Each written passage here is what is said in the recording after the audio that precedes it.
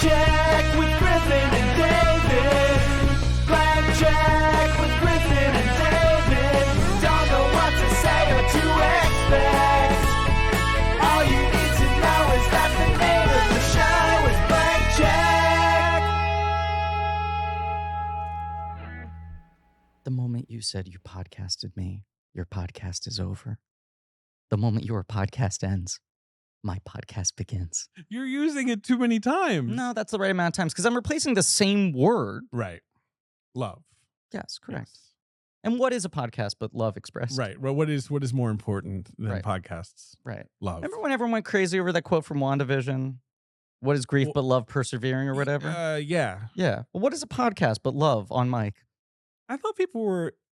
I think that was a pretty good line. I do thought too. People kind of got too worked up about This that. is the problem with the internet. And I'm just gonna hit the nail on the head. I'm gonna sum it up and the discourse is over. I'm gonna tell you what the problem with the internet is. Okay. Anything said too many times is annoying. Sure. Right.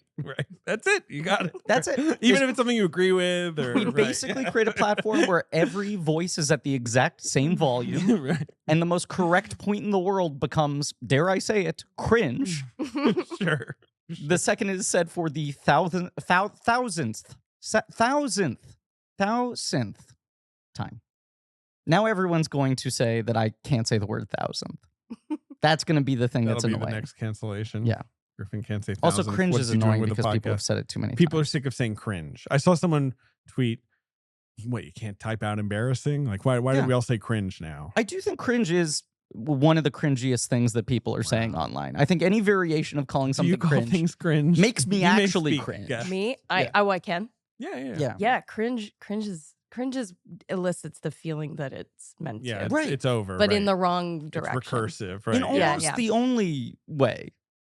Have you guys heard about the self-described cringe comedians? It's a Go on. movement on TikTok. Okay. Yeah. Oh, like they exist only to make you cringe. Is this like There's Jake Novak a, reclaim the word kind of stuff? Wow, what a pull. reference to make. It was the New York Times article recently. Okay. And it profiled 3 or 4 different cringe comedians. And their whole thing is they're just doing like, I'm an annoying person characters. right? I can't And imagine they someone have building their entire millions of comedic persona around being followers. annoying on purpose, kind of needling their co-hosts, I feel like saying one of bad the- jokes, one of repeating the- words that are overused. One of the people involved said she made like $500,000 Well, that's a this humble year brag. just through, Good for her. deals with brands. Their existence is annoying to me. Yeah. Mm. The fact that this movement exists. But is they annoying. would be like, "Gotcha." No, but Yeah, I'm they're cringing. like, It's it not, works no, I'm not perfectly. cringing. No, they'd be like, "Yes, you are." I'm tisk-tisking. You're tisk-tisking. I'm going, oh, brother. You're harumphing. I'm not cringing. Mhm. My body is still. My eyes are rolling. Mm. My Yes. feeling with cringing is that my skin lifts. That's the Yes. feeling for me. It tightens. Is like it like Oh, your whole like my skin like wants to leave my body. Right. yeah. Is the oh, feeling. oh, You yeah, know when the something's really tingle. it's Yes, just yes. Like, You're like, no. uh-uh. I always describe it as making my teeth hurt. Yes, Yeah. always which feel I like think I'm is like, one of "Eh." your best phrases. Thanks. Yeah. Owns Thanks. bones, Yeah, that's a good one. makes your teeth hurt. Yeah. Mhm. I was out to brunch recently. This fucking guy next to me ordered Sambuca with this espresso. And it's just like he clearly just learned about Sambuca and he's showing off. Does he want it in the espresso? That would It's be a very whole odd. thing where you get a Sambuca and they put like 3 Huh. espresso beans in. It's like it's a thing that you Oh. would do out to Oh. dinner, but like this fucker is just like out on a date or something. He's like, Cafe "Do you have Corretto." Sambuca?" You still- And they were like, "No." See, I don't know. Oh yeah, because it was just some random Brooklyn brunch place. Yeah. And they're like, what? No, we don't have that. I can put champagne and orange juice for you. Do you want me to do that? Yeah, pretty much. This has basically become a new recurring segment. Ben's. Ben's Gripes dining complaints. about, yeah. Yes. Tatiana, we're not introducing you yet, but I want to Please don't. just let you know that I'm directing this next statement towards you. Okay. Ben, at this point, it will have been several months ago. Told a story on mic about how he was duped into buying an overpriced steak at a restaurant, that the waiter upsold him with an off-menu item that he did not list the price for, And he said it was a better deal because the sides were included and the sides would basically pay for themselves. And It then costs a lot more money it than cost regular entree. a It's very tremendous expensive amount of money I can barely comprehend. What was the price? Bleeped. Okay, so we're going to bleep it again. We're going to bleep it again. On Friday night, No. right before we were recording today, right? This past Friday, some weeks after that episode came out, I went to a friend's birthday party. 2 different people independently asked me, hey, I totally understand if you can't say it, but can you tell me what the bleeped amount for the steak is? I got maybe 20 text messages. I got a from- bunch from of those as listeners, well. Right? Like, how much Yeah. did the steak cost? Tell me. Yes. Tell me the number. The following night is Ben's actual birthday, Benny's birthday. We went to his birthday party. It's like a fun group of people, you know. And you have a birthday party, you have friends in different social groups. People Thank are you for describing clustering birthday together. parties. No, but I'm saying, Uh-huh. I in Ben's needed the apartment, people info. are hanging out in different spaces in different configurations. Ben at one point walks into his living room, sits down in a chair, and starts relitigating the steak thing. I swear to you, like a magnet. Everyone follows in, sits down crisscross applesauce on the floor, pin drop silence. Half the room is waiting for him to drop the price, Right. and half the room doesn't know where the story is going. But Ben talked about it because when you did on the podcast, it was like you were playing up a genuine frustration comedically. Right. When Ben told it at the birthday party, there was 1,000-mile stare as if he was recounting his time in Vietnam. No one laughed. It was a harrowing story. Of I'm betrayal. haunted by it. Truly. It I seems, can't sleep. it seems to I'm have, experiencing insomnia from this it's experience. getting worse Really? as time goes I on. think you got to let it go. Well, no, I'm just. Oh, okay. Okay, you're playing into it. Sorry. I don't know how much he's playing into it. I'm mad about it. Furious still, about very it. much. He was so mad about it, he got his ear pierced. Oh yeah. Yeah, Ben got his ear pierced. That's like a see- recent thing I did. Wow. Joe- Post steak, though, it does feel like an expression of, It feels like a response, a trauma response, a little bit. yeah, Yeah. that's true. Yeah. Right. Right. Yeah. Sometimes you just need to change yourself in order to Yeah. work through something. And to like recognize yourself again And after you you've want gone to through this. feel something. Right. Like, poke a hole in me. Yeah. Yeah.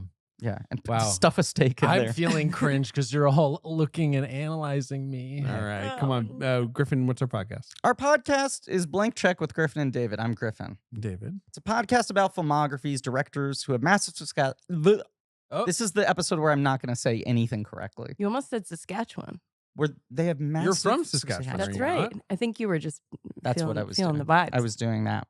It was Mhm. on purpose, Right. and it was clever. Do you rep Saskatchewan? Like, are you Yeah. Saskatchewan proud? That's why I don't know why That's why I'm doing a zipped Black it Power into his- salute. Yes. Yeah. Well, I guess it's just general sort of solidarity. Yeah. Oh, for sure. That's why I was sending it to you. Mhm. Massive success early on in their careers. Mm. Enough success to buy the world's fanciest steaks. And are Mhm. given a series of Yeah. blank checks Yep. to make whatever With crazy. 2 sides. 2 sides Whoa. included. You said the sides were garbage too.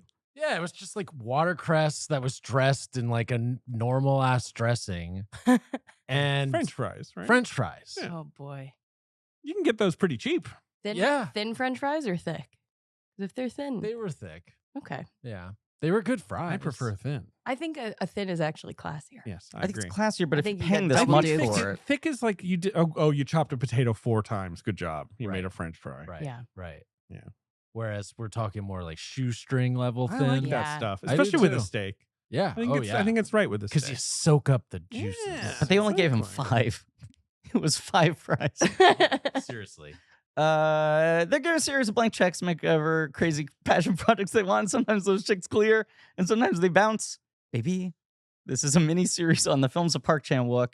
Today we're talking about, I was going to say his final film, but his most recent film, the final film in this mini series, Yeah, which has been called I'm a Podcast, but that's okay. that's right. It's Yep. Decision to Leave. Decision to Leave is And our the most guest recent today- film. Mhm. Correct me if I'm wrong about this. Is this our first Emmy winner on the podcast? Tatiana, do you have an Emmy? I do. Congrats. We've been trying to collect an Oh, you won EGOT an Emmy of for Orphan guests. Black, didn't you? Yeah. That was awesome. I No, forgot a about proper that. Emmy. Don't think she won some. You were like, I- you were about to sometimes- denigrate. Sometimes people will kind of sneak an Emmy. She didn't win I'm a not saying daytime. You did. She was a primetime No, star. I knew it was a huge triumph for genre television. It was such a great moment. I remember Yeah. that. I'm just saying, we're Yeah. trying to collect our EGOT Oh, Oh, is that right. what we're of doing? guests. Are you okay? Yeah. Mm-hmm. So we've had 2 Tony Award winners, Wow. Cerberus. Who's the other one? Lynn Yeah, Lin-Manuel Miranda. Sorry, Lin. You have like 8 Tonys. Sorry, he might have an Emmy too. He might have He snuck an does. Emmy. I That's think what I'm he talking won a about. daytime Emmy for Did he? Wonder Pets, for writing songs for Wonder Pets, I that's believe. nice. It is nice. And he counts for Grammy too. Okay, geez. Well, now we're just kind of, Bragging? yeah, well, Just you hanging never it know. all Tatiana over Maslany Lin-Manuel is here. Miranda. Yes. Hi, hi, hi. Hi. I'm sorry I forgot about your Emmy win. That was Oh, a God. big I deal. wish you would Rudest shit I've ever Always experienced. reference it. It's a very important thing. Where do You you demand put it. it? You're I one of know those the- people. The It's most Emmy trite winner. question, but where do you put your Yeah. Emmy? I'm one of those. Bathroom. No, it's like in my storage locker. I'm That's not. fine. I'm not like a put things on the. I don't have that in me. I like a put toys on the shelf. I don't like Okay. a put awards We on have the a lot shelf. of It doesn't. toys Yeah. on our shelf. We If do. I won a sports award, I would put that on the shelf because Okay. that would be really kind of like a Sure. thing. Like a Olympic medal. Yeah. Yeah. If I snuck an Olympic medal, Stuck one of those. Yeah. I just got really good at javelin for a minute. there. yeah, or got awarded it for. I don't know. I've said this on the mic before, right? This is maybe potentially a 5-timer. There was a rumor I had heard that was Cynthia Erivo's goal, What? You've was said this to on be mic the before. first EGOT winner with also an Olympic medal. Oh, I love that. 'Cause she's That's very, awesome. very athletic. Very She good run. is. Yeah. She's fit as hell. But you could pick up a Gina Davis archery kind of thing. I remember when I was doing track and field because I was deeply unathletic. I would always pick the ones where you were most stationary. Right, the Oh, least yeah. running. Yeah, the shot put. Shot which hammer. Great. doesn't make any The sense. hammer. Yeah. I Shot was like put's a 4 great foot 0. medal to win. Not to Chef bring up at that school. you're from Saskatchewan again, but you are from Saskatchewan. Did you skate? Was there hockey? I didn't play hockey, but I Okay. skated in hockey skates. Mm. I'm a good skater. I'm a good Good good inline skater. Did you skate to good. school? Up a hill? Yeah, backwards. Yeah. No, but I do rollerblade in LA, which seems like I could get an award for that. Well, because it that's seems- should, wild. we Yeah. should It's add very- that to the Olympics. Yeah, and you should absolutely. compete Yeah. for I do Canada. the hills of Las Feliz on rollerblades. Absolutely. That is It's wild. very dumb. Yeah. It's not smart.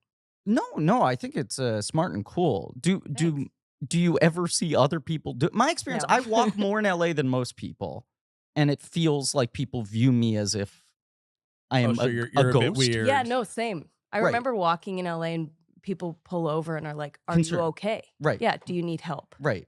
I Are, d- are you gonna wash Are you my like windshield? walking away from like Yeah. a car crash? or Right. something? And so you're some Yeah. dazed person. Just that bleeding, or like yeah. which vegetables are you selling? You know, Yeah, it's like sure. that's the response. Yeah. Yeah. No, biking in LA too, which is Sure. another thing I do. Also, and I feel like anybody I see that's on bike, we like nod to each other. We're like, "Hey, we're doing it." But this is what's weird about this, and this is of course a mountain movie, so we're actually making a really true. seamless, intentional segue Yeah. back into the ostensible subject of this Mhm. episode. People love fucking hiking in LA. It's the number one thing they all like to do. Right. And then you talk about walking anywhere where people are, Right. where They places go are, to a place to and walk. they act like Right. you are demented. Right. Yeah. You got to go hiking. You got to go to this place and then we'll Right. walk. Right. You're And not it's just going to like walk to Walk to In-N-Out the or top, whatever. walk back. Right. But if you're walking with Right. intent to actually accomplish something, no, Silly. silly. I got nothing. I don't want to start another New York LA beef on this Mm. podcast right Yeah. now. They're different in a lot of ways. What? I've noticed a couple, and if I can actually take up my notebook here. Do you like LA? Yeah. Are you happy in LA? I do. Yeah. I do. You're not like tempted when you're here. Like, oh, New York City, Big Apple, never sleep. It's a lot. It It's is a lot for my It's a little lot. system. You're Yeah. doing a Broadway play right now. Yeah. This is the second Broadway play you've done. And are these the two longest periods you've been in New York, that you've lived in New York? Yeah. Yeah, Right. for sure. When I did network, that was like a year. Yeah, right. That was like a crazy a long hit. run. It was People a wanted hit. to see them. It's a We were hit. sold out every night because Yeah. of Bryan Cranston. Bafo Bio. Yeah. Yeah. That was the Crambone effect. The cramp. And he calls it that, and it's copyrighted. Yeah. It's that Crambo. Yeah. Knocks on your dressing room. Check You're the like, box what is- office. They said it's still cranboning out What of is control. Crambo? I don't think he knows that's what I call him. But It's one the of Crambo. Yeah. you did every day dap him up like, hey, Crambo. Yeah, hey, Crambone. I do a lot of bad impressions on the show, like Oh, on the do spot it. for the opening, when I Sure. butchered the In quotes. character. Mhm. There's like 3 impressions I have that are good, and one of them is Bryan Cranston in Trumbo. Have you seen Trumbo? Yeah. Yeah. I'm trying to write in the bathtub. How do you feel about that? I love it. Thank Good. you. Good. I I'm love glad it. you like that. It also echoed like you were in a bathtub. You have to. Well, That's the- you got to like, project so far, right? yeah, splish splash. So you're in town. You're not in Urinetown. You're in a play called Grey No, House, but that you're in closed. town in New York City. And for a long time, I wanted to get you on the podcast. Wow. And throwing out a lot of things. You're someone who, in a way, I find endearing. Oh no, Every time we've had the conversation, you've been very self-conscious of like, I don't know if I know enough to I don't know. come on enough. that one. Oh, for sure. And I feel similarly to today. No, you've come in with 3 pages of notes. Yeah. But this is Double-sided. Double-sided and sort of laid out in front of you. Yeah, just Mm-hmm. to reference. Mm-hmm. I did not color code them, but I Did could you have. consider color coding? I did. Okay. I did. because David and I would talk, and he'd say Who, like, me? "Yes, you, Mhm. David Sims." Be like, "Have you talked to Tatiana about possibly doing the show?" I said, "Yes, she wants to do it." Because what movie does she want to do? And I said, Tatiana's answer is usually assign me homework. Right, Well, 'cause right. here's the thing. I go out with you and Brendan. Your husband, My husband, Brendan Hines, Hines. friend of the show, past and future guest. Yeah, and the two of you So handsome. is so handsome. He's so One of the most handsome. and he's an handsome. absolute doofus too, I which know, is he the best really part. He's a is. silly Billy. He is a goofball. Yeah. But the two of you talk about films in this way that I'm like, this is a different language. These are references to things within the industry that I don't understand. And you guys get plot, which I find very difficult. Oh, you mean sort of just the general plot of a movie? I You're find like, plot I'm here really for difficult. vibes. I'm here for performance. Truly, like right. I'm here for like little moments that I'm like, oh, whoa. Like, Right. I don't know. Or like I find plot, which is why this movie is a little daunting to me. Yeah, because this movie is There's some- incredibly plotty, although I don't think it's that important. This is the It's thing not- with right, Park Chan but Wook there's is it's stuff. like there's a lot of dense plotting, but also it's so much more about vibes and emotion and character arcs. Mm-hmm. Right. He's- and he'll he's often like present Hitchcock it out in of that way. order. Right. And then you're Where sort of it's like, like- am I supposed to be keeping track of all these Right. people? He likes the Right. narrative puzzle. He likes the surprise, but it's like that's not actually what it's about. Well, and interestingly, too, our detective, the plot, he sort of decides what the plot is. Yeah. Like he, in so many ways, kind of erases the plot. Right. Do you know what I mean? And do. goes for vibes himself. Absolutely. Makes a decision to leave. He does. Like, what's your favorite movie though? Like, or what's a movie you throw on? I would throw on A Woman Under the Influence often. Hell yeah. Yeah. Yeah. I've seen it probably 40 times. Oh, Maybe we should do Johnny C. yeah, we should. Oof. Hey, Tatiana, I want you to know before you start to give him credit for suggesting that, I pushed it many times, he's and more of David's the- response is always, "Not my guy." He's not. No, I like Cassavetes. He's more your guy. He is absolutely more more, your my guy. guy. I'm Yeah. just saying, I don't like give him. I David like brownie points. I think I deserve a David, brownie great point. idea. I pushed that up a hill. You're Um, amazing, David. Thanks. I would love, I'd love Hey, it. Well, come on back. Seen that for, movie so many Woman times. Under the The Influence. the one I feel like you told me after the fact we should have had you on for, although it was a great episode and a great guest, but that you like No Nightmare Before Christmas backwards and forwards. I do. Yeah. I do. Yeah, I really, really do. Like I can quote it. There's a few movies that I've seen so many times that I can quote them. I assume that was sort of a seminal childhood film for you. It was. Yes, Yeah. Me too. Yeah, for sure. Right. But even like There Will Be Blood is one that I've seen probably like 50 times. It's one that I'll like put on just to watch a scene and then I kind of get sucked Mhm. in and can't. But I can't knew stop. there would be movies like that for you. Right. If you're going for vibes or moments or whatever. Right. Like movies where you're like, let me put this on. Yeah. But I'll say Right. this too. I think you are very self-effacing in underselling your ability to talk about film. Uh-huh. Do you find Um, it cringe? No, because I've had so many great conversations with you about movies, and I think, and look, this is a thing I've perhaps said about other guests before on the podcast, but I think you are one of the few actors I know who I think can really talk about acting intelligently and unpretentiously Mm. in a way I find interesting and engaging. Mm. And I've said that about other actors who have been guests on the show, but the reason is those are the only actors I want on the show. Right. There are a lot of actors I know who I find don't really like movies Sure. Sure. and cannot talk about acting at all. It's For tough sure. to talk about it. It's a tough thing to talk about. Like Yeah. if I ever interview actors, I have no idea what to ask them. And I think they often are like, I don't really know what you want me to tell you yeah. about like however this works or Yeah. whatever. How It's I a little pick this elusive stuff. Right. for sure. And Well- I think no, sorry, what were you gonna say? No, but I was going to say, like, even Brendan and I were talking about it, like, watching this film with subtitles also, like, changes the way that you do watch performance in a way. And I felt like seeing it, because I've seen it now twice. And the first time, I mean, I was still struck by the performances, by how, especially our lead dude, just like his beautiful, like, intense focus on her, just how he sees her, you can feel it in a way 100%. that's so visceral.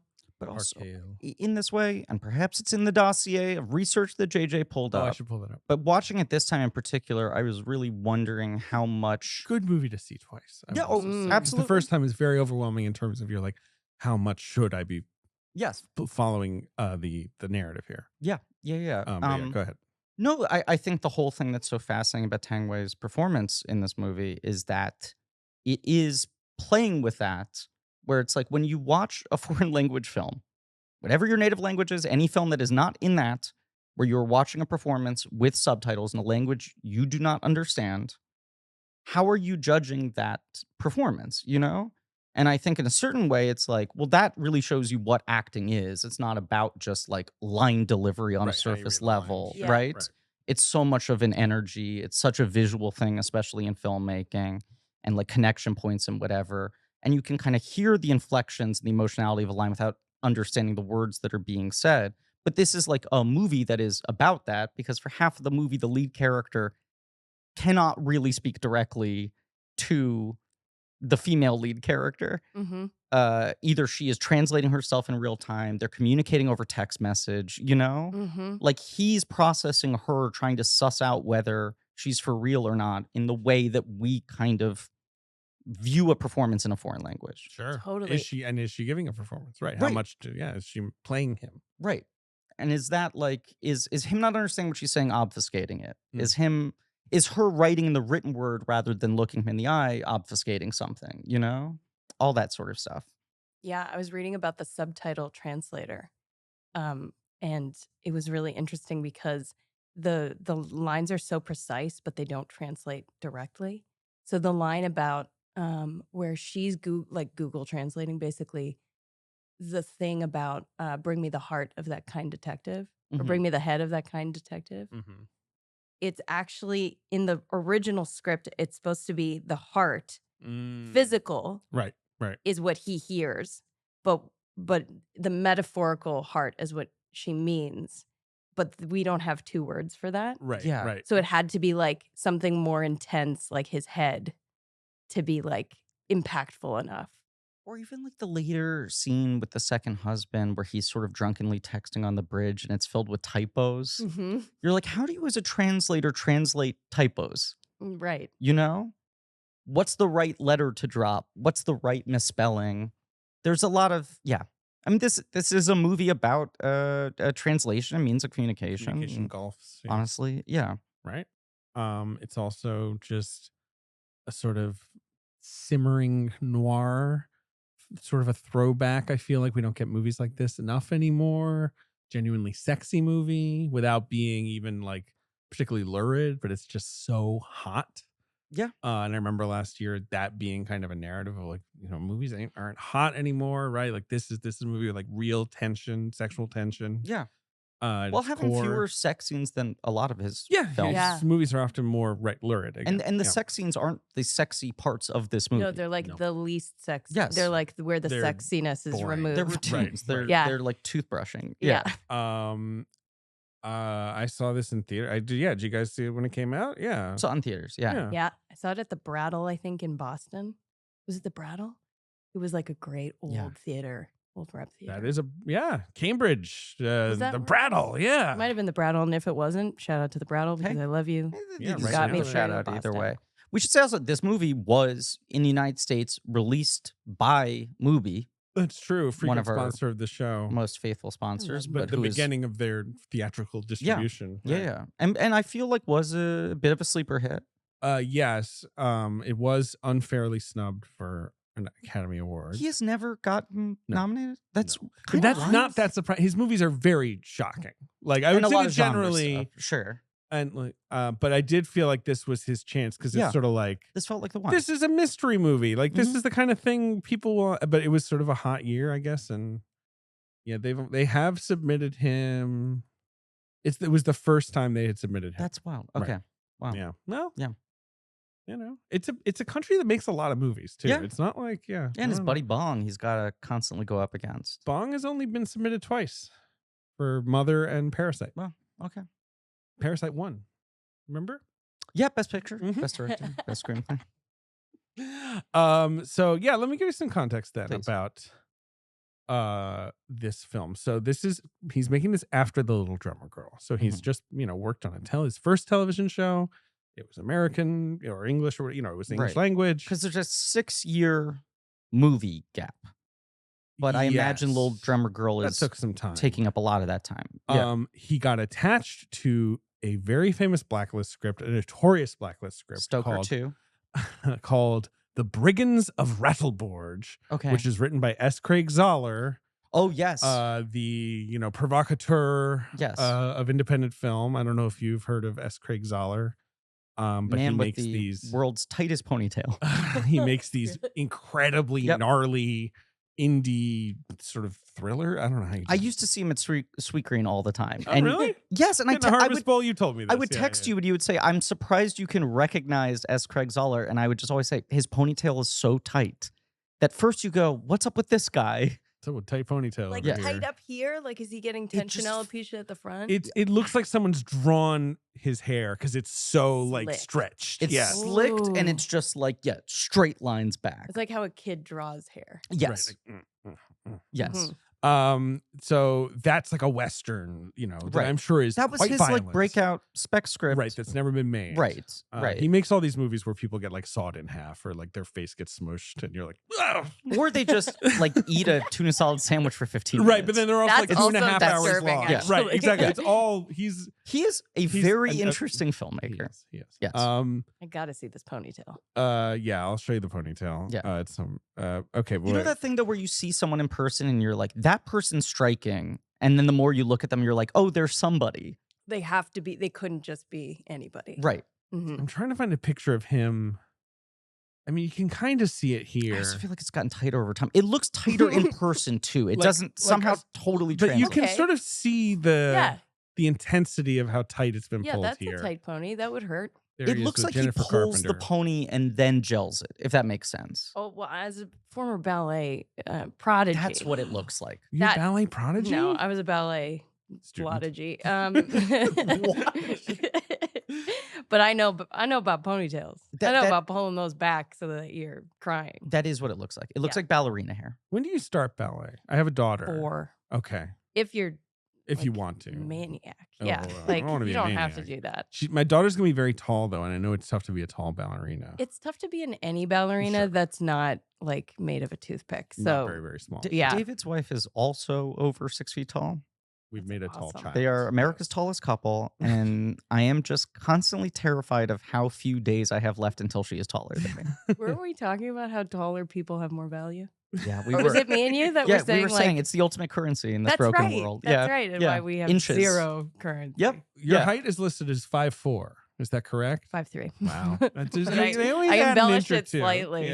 Brandon is quite tall as well. He thought I was 5'8". He described me to a friend as 5'8". You have 5'8" energy. You You mean, sell it. but do you mean he has? And you also 'cause I tend to have wear this. tall shoes. I have this as a tall man, where Yeah. I'm kind of like, who knows how tall any of these small people are? Yeah, what are you 5'8"? Sure. These little beeping things running around. These things, I can barely detect them at all. They're sort of scuttling around my feet. Yeah. I always think I'm the same height as anybody I'm standing opposite, and then I see a picture and I realize. like you're like. But I do have like a feeling of I'm making direct eye contact with this person on the same level, You were- regardless of their height. You were the other day, you were wearing quite tall boots. Yeah. And then we were standing in the street outside a restaurant, and you went, do you want to see my impression of when I talk to Brendan? Which I thought that's a weird thing to What say is when this- Brendan yeah, is what's right this there. bit? And then you What is walked this over bit? to scaffolding. This is Brendan did this. No, didn't you do He this? went, this is my impression of Tat talking to me. I And he thought went you over. did this. Okay. There was a lot of doing this happening. There were a lot of bits happening. You're Yeah. aggressive bitters, the two of you. Good. Especially like a physical bit. Brendan walked over to scaffolding where there was a sign placed very high, and he basically jumped up and down like a small dog, trying to Yapping talk at to it. the sign. That is very funny. That's his impression of his wife Right, talking right. to him. The woman he loves. Right. Who's your tallest co-star? Is it annoying to act alongside a very tall person? You're not even that small, though. I don't know. I don't know. You put him in heels. You put him. Yeah, you do him. things. Well, You wait a do second. things. Wait a Him. second. She-Hulk is all about you got real big. Well, Right. that's true. And there was an actress on set who was sort of like the height eye line 6'7". reference double. Right. That's right. She's Yeah, 6'7". Malia. Yeah, she's 6'7", God and so damn. she would like sit in a chair to like show us how her body might, sit in like a chair that is made for somebody who's not as tall as she is. Right. But then I was on platforms too, and I had like a big face on top of my Did head that on a feel- stick. It was truly like my face, like I like understand. that. Smiling. I Permanently Was it understand how you green or make was these it? It was green. It was green. Wow. but it was like she hulked out, and it was like this. Or there was this dead mask that they put on sometimes that had like little silver eyeballs, okay. and it was like truly like dead face, and that would be up here too. So my co-stars, they're the ones who really made They're it the made it writers. happen. Yeah. Did you feel more powerful being on those like stilts? I felt more like a big baby than ever before. The feeling was like, yeah, like do Oh, boy. which kind of works. It works. No, I just don't think about this stuff until I have to think about it. You don't Right. think that an actor's going do Do-do-do-do. Splash. Splash? Yeah, that's the noise that you hear if you were to jump into a pool. Okay. You had a big old flop. See, I think the noise that you just described is more of a splash. Here's what I think a big flop sounds like. Oh, okay. You know? I think Yeah. splash is like that's the successful But version. I'm saying belly flop. Yeah, once again, I think a belly flop sounds like this. Listen, Ben, Let's get on track. let's get on track. But we're having fun. We're having a great time. It's a loose ad Griffin read. and I are pointing at each We're other. pointing at each other from across the room, like the Spider-Man meme. Ben, I want you to picture Steve Jobs tinkering with a computer in his garage. Close your eyes, picture it. Okay. Tinker, tinker. Yep. Mm-hmm. Walt Disney drawing cartoons for his high school newspaper. Draw. Yep. I want you to picture David Sims and I coming to you and saying, what if we only talk about the Phantom Menace every week for years? Every big moment starts with a big dream, and those are 3 equally big moments. But what happens when that big dream turns out to be an even bigger failure? It's the flip side. You thought I was leading you one way, I'm leading you the other way. Each week on Wondery's new podcast, The Big Flop, host Misha Brown is joined by different comedians to chronicle some of the biggest failures and blunders in pop culture history. Each episode will have you thinking to yourself, why in the world did this get made? We're talking from box office flops like Cats the Movie Wow. to Ben, Action Park, New Jersey's infamous theme park, Yeah. had countless injuries, many lawsuits, rides so wild it became known as Class Action Park. You ever go there? I sure did. You And ever it get was a hurt? really dangerous place. Worst injury you ever got there? Skinned the hell out of my elbow. Wow. Yeah.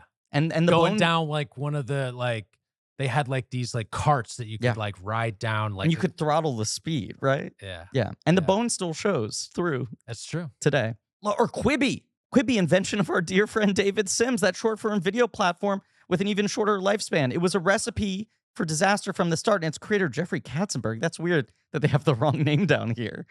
Jeffrey Katzenberg. I thought David Sims created it. Yeah. Even got the idea from The The Da Da Vinci Vinci Code. Code? What were you going to say? Well, I was going to say, no wonder David had to sit out this That's why. ad read Conflict of session. interest. Yep, that's what it is. Is Jeffrey Katzenberg like his nom de plume for his side business ventures? Perhaps. Perhaps. Look, Quibi is a story of a spectacular failure with lots of surprises along the way. Here's what I want you to do. And not you, Ben, although you're included in this, but the royal you, the general public, the listening audience. Yep. I want you to enjoy The Big Flop on the Wondery app or wherever you get your podcasts. You can listen to The Big Flop early and ad-free on Wondery Plus. Get started with your free trial at Wondery.com/plus.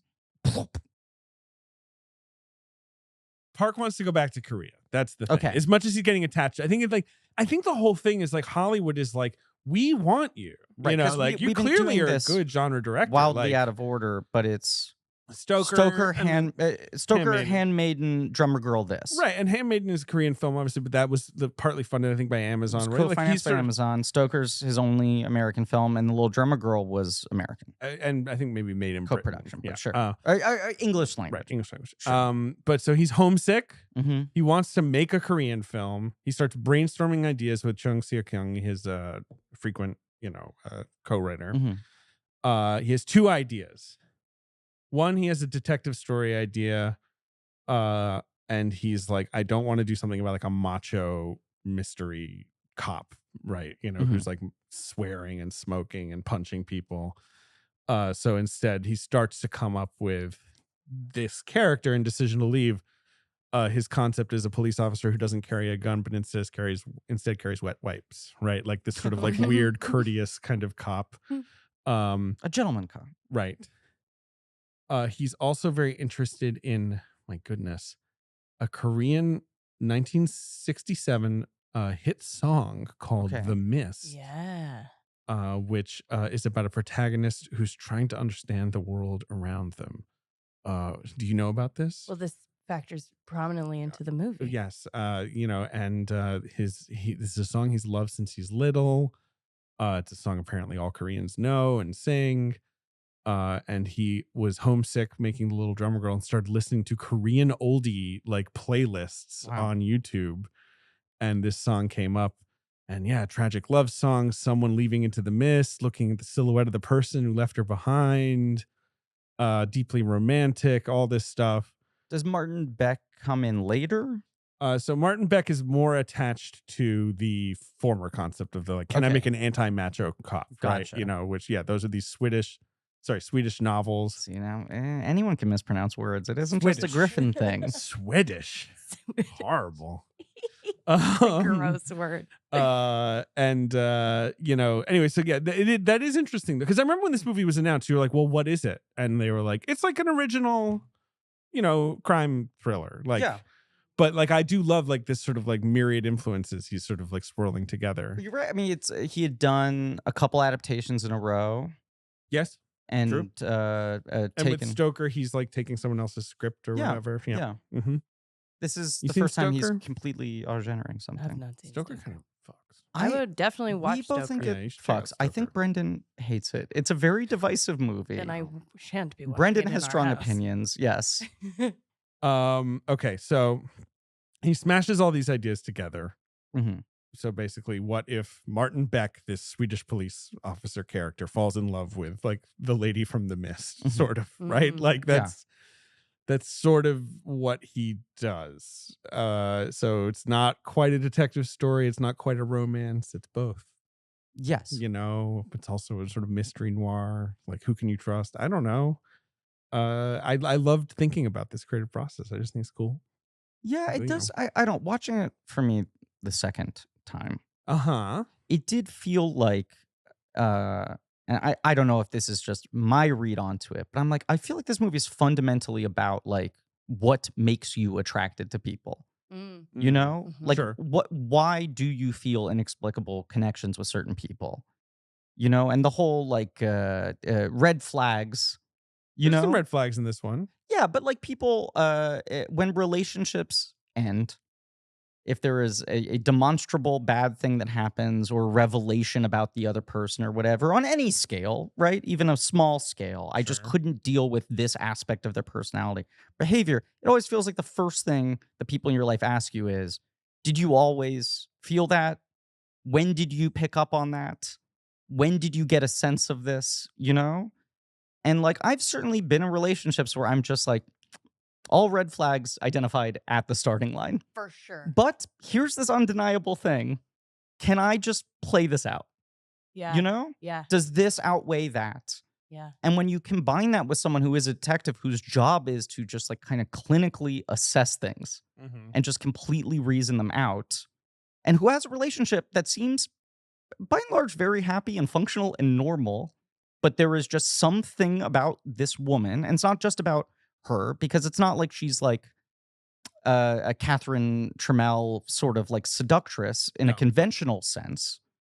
but it's like there is some undeniable thing between them, and it's obviously just a thing that is also compelling about her and how she's able to live her life Right. He says that he says can't about reason out, that he can't really explain. her posture. At one point, he says, "Your posture is very upright," and I think that says so much about you.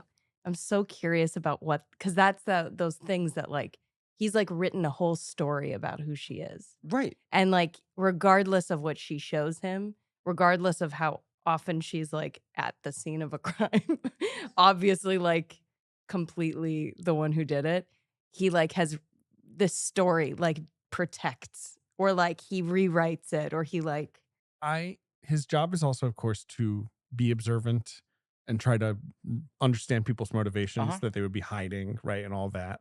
And I do think that's short-circuited him slightly, right? Yes. Yes. And so it's partly about that experience, right? There's that amazing early sequence when he's sleeping with his wife and he starts like the sex they have is hilarious. Yes. Where Yeah. she's just like, anyway, yes, go no, ahead. but like he sees the creak of your chair was exactly I think right. it's so for funny that she's smiling in this way of like, this is great. Like, good Thank job, you, buddy. appreciate yeah, it. and after she's yeah. like, "That was great, and we're really good, and Yeah. happy marriage." And Gotta do it. but even just Yeah. the weird structure of their relationship being because he's a commuter. Mm-hmm. They basically live in different towns. It's like a once a week arrangement. Sort of high five. Right. Yeah. Make some noodles. No, I think it's the first sex scene they have together where he's looking at the mold on the wall and then it Yeah. morphs into like he can't stop thinking about his case. He can't stop his brain from constantly looking for patterns, clues, connections. Then he's looking at her skeleton in her arm basically and trying to relate it to the injuries that Tang Wei has, where it's just like he's too observant about everything. He thinks about everything too deeply, and this woman who is somewhat inscrutable is so exciting to him because he can't quite crack it. yeah, because there's this thing about him looking at things directly, Yeah. and like he like puts those droppers in his eye all the time before he like goes into a crime scene or whatever Right, to like clearly. see things clearly. Get them moist. Yeah, gotta wet him up, lube him up. But he like doesn't something about her, and I think that I also felt this in watching her performance. There's like this smile that's always just about to break in her, regardless of what they're talking about or like how earnest she's being. There's always like this weird like what's going on. And I feel like that inability to like see her directly is like where he gets totally fucked. He is pretty much immediately totally fucked. Yeah.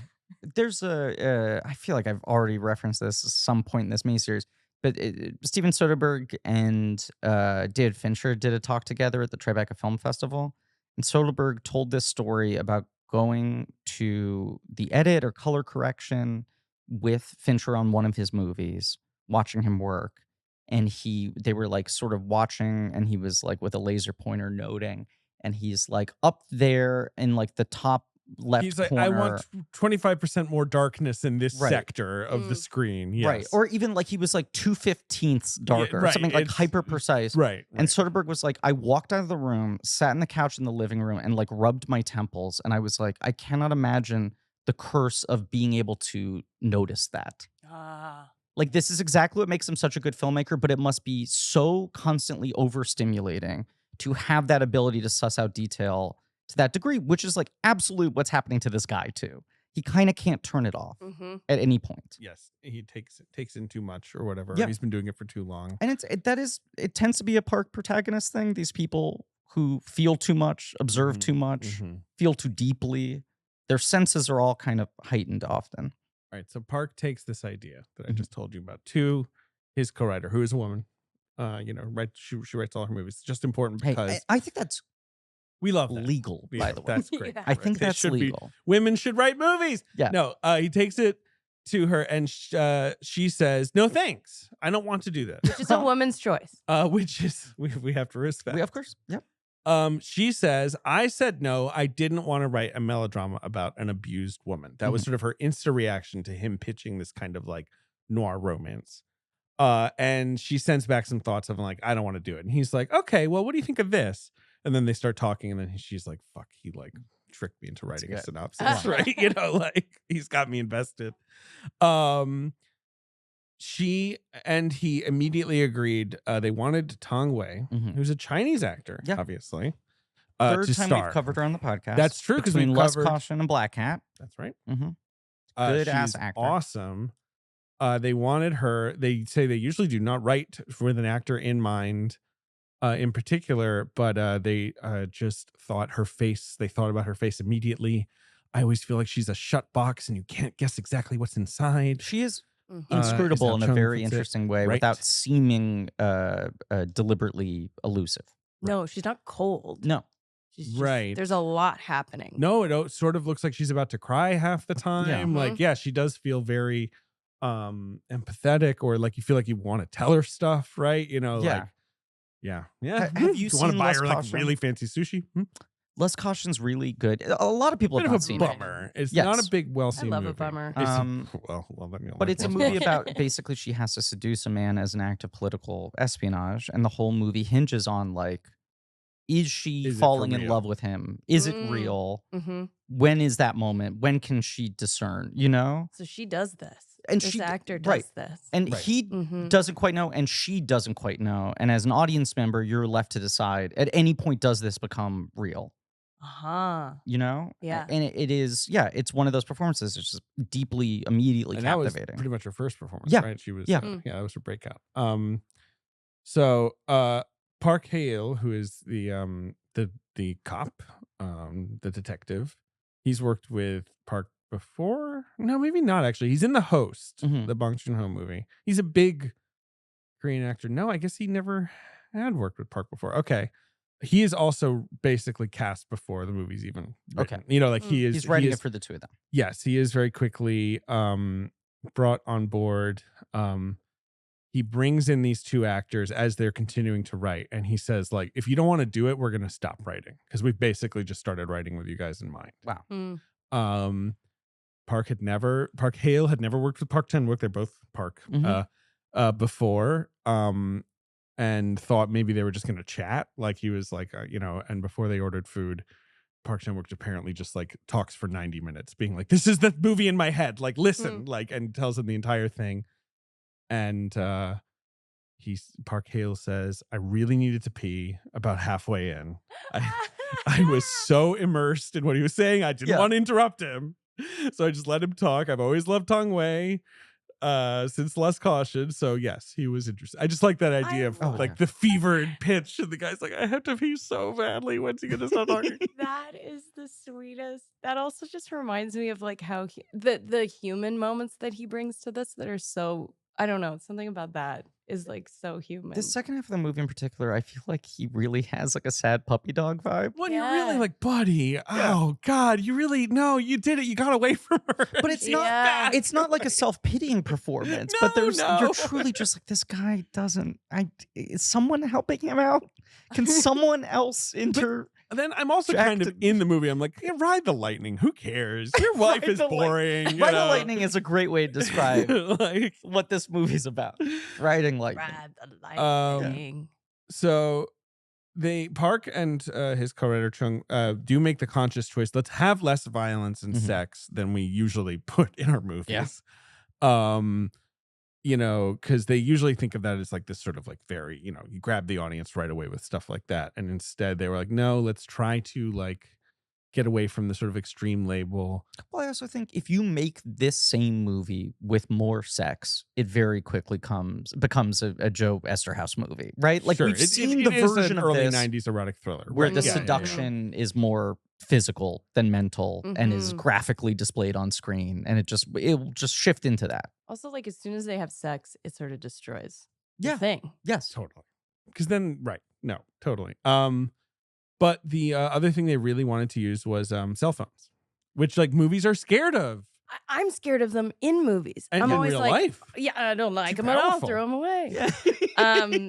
I loved the texting in this Yes, it's movie, and I incredible. will never say that about anything else because it's like it's done so beautifully. it's not even like I don't even think he has made casting texting more cinematic than other people, as much as he found a way to make it more dramatic. Yeah, totally. Apparently he was basically like, look, I'm writing classical, right? He kept trying to not have cell phones because Right. he's like, this is supposed to be a swoony throwback noir, right? And then he's like, I can't get rid of cell phones, so if I'm going to have them, I'm going to lean all the way into them. Right. And I'm going to have this like real drama playing out in text messaging, in like whatever, just the minutia of using a phone. And that's where the language divide is such a gift for him. But there's that's been where so the much translating app comes talk from, about this recently, where someone basically pinpointed like, oh, kind of like the 6 major auteur filmmakers have not made a movie set in present day in 15 years. Like they just tracked like Wes Anderson. A lot of them haven't. Right, PTA. Like all these guys have just moved away. Shots, and admittedly, they're like, I just don't know how to tell a story in a world where smartphones exist. Yes. And Soderbergh is one of the few guys who like head straight into it. And it's like, you got to make movies about now. You have to find a way to work this into the language, you know? Well, I feel like in this one, it actually like amps up how sort of emotionally immature they're texting when they're texting about like the granny that she can't go see. And he's like, do you want me to go? And she's like, really? And it's like, I don't know. It sounds like when you're first like dating someone or like interested in someone, it has such a kind of embarrassing childlike quality to it. Text flirting is such a specific thing where you're trying to read energy and intent in what is a very flat, sterile, cold thing. Yeah. Right? Yeah. And the things you do to performatively try to relay intent can feel disingenuous or fake. It's like a dishonest way of communicating for how emotional it has become for most of us. And even just the rhythms of it, the waiting, all that sort of shit. But there is that thing of like, if you're text flirting with someone, I feel like you are visualizing what are they doing right. Yeah. In a way you don't if you're like texting someone. The dots. There's so much like drama and weight to just watching someone. Well, and also the rhythm of like, how much do I say before they say something back? Yeah. Oh, they're typing. Oh, I can't talk. Like, or I start to say something. Oh, wait, they just sent in 2 more messages that totally negates what I was about to say. Yeah. That is all like playing out in this really well. Yeah. And the dots like go over his face. There's like a point of view from the phone of the dots on his face. And you realize like how much, like that it takes up more of the frame than his face does. It's just like what the import of those is. Park Chan-wook. He says, yes, I like Alfred Hitchcock, but honestly, I wasn't thinking of Vertigo. He's a director. Coming him on the podcast. Blank Check with Griffin and David, podcast about filmographies. He says, I think everyone basically is interviewing him being like, is this like a Vertigo thing? Are you doing Vertigo? Sure. Vertigo? Yes. And he's like, yeah, sure, I love Vertigo. Yeah. But no, that wasn't my conscious like influence here. Yeah. He says Brief Encounter, the David Lean film, is more what he's thinking of in terms of vibe, like romantic vibe. JSA is weirdly more Brief Encounter. A little bit of that, sure. And then again, of course, this song that is so crucial to him. And then read the ending, because this movie has kind of an iconic ending. He says, I have been trying to put that as the end of a movie for like 30 years. And I finally figured out how to do it. Like a person being like, I'm not just going to commit suicide. I'm going to put a hole in the earth and put a lid on it and you will never see me again. I will evaporate. Like that idea of complete kind of like closed loop. Yes. Yeah. And so he thought about putting an epilogue on the film where you see the detective again as this sort of like shell of a person. And he was like, no. Like, we'll just end it right there. Yeah, he's shelled out on that beach. Yeah. You think he just kind of is like, all right, I'll sun myself. After a while, he's like, I guess she's gone. Maybe I'll dip. That's my favorite kind of ending, though, is just what the fuck is this character going to do with the rest of their life? Oh, God, what now? You know? How do they move on past this? I don't want to see it, but I'm never going to stop thinking about what is this guy, how is he feeling a month from now? You know? Right. So, yeah. Okay. So, yeah, let's talk about the plot of the movie. Guy falls off a mountain. Go. Go? Yeah, go. Hit me. Point of view from dead man's eyes. A couple times Yeah. we see like weird dead people's point of view of like ants crawling on eyeballs, which is what the heck? I It's don't very What's going Park on? Yeah. Chan-wook. You don't Yeah. like Is it? that? No, I'm just saying I personally don't like when ants crawl on my eyeball. Sure. I like in the movie. That's good Wait, technique. didn't you Yeah. say you don't like POVs? No, this was another person I was talking Okay, to. no, But that you was were an around. You were anti-POV? standing nearby. Okay. Do you like POVs? Yeah, when used well, I think. I mean, once again, it's like Park is such a sensual filmmaker and sense-based filmmaker Mm-hmm. that I do think when he's doing POV shots, it's for a real reason. In the running, the POV shot. Yes. It's like on their shoulder. I don't even know how they shot it, but it's like on their back. He is also the king of I don't know how they did this shot. Like Yeah. every one of his movies has like 5 shots where you're like, I could maybe game out how you did this, but it's too complicated to imagine. Yeah. Or you're doing visual effects, which this movie has a lot of, that are so seamless and subtle, like, Yeah. you know, that I'm not even thinking about them until the camera fucking goes through a wall or something. And then you're like, oh, I guess, Jesus. Like, I read a thing he said that he like deliberately tried to do many of the text sequences from the POV of the phone, Mm-hmm. which he doesn't Okay. do in like I feel like sometimes so you're people seeing do like it. someone's dumb face, like with like illuminated. Yeah, Right. but Yeah, but going also like- it's just like right because for that it is sort of like it's a shot reverse shot. Yeah. It's a conversation. Sure. You know, you need to read their faces. It's Yeah. just this one device in between the two of them, basically. It's the same. He does the same with the phone when he's on the stakeout, and then suddenly he's like inside of her house, and her voice is over Yes. the phone, but he's in the room with her. Right. And Right. it's like he's so He's so inside of her space, But also that's how he has to think about everything. like being with As a detective, He's right? a creep. Right. He's so invading. perv. Right. It's that Yeah, it's a little pervy. it's a little pervy. I mean, he's getting his rocks off on it, but you also just imagine, I imagine at least, that's his basic technique of like someone's telling you a story, you place yourself in Yes, it. Right. Right? You right, run right. through the simulation in your head. And you're you go, trying to does figure, this like, make does sense? Is this plausible? Right. Sure, right.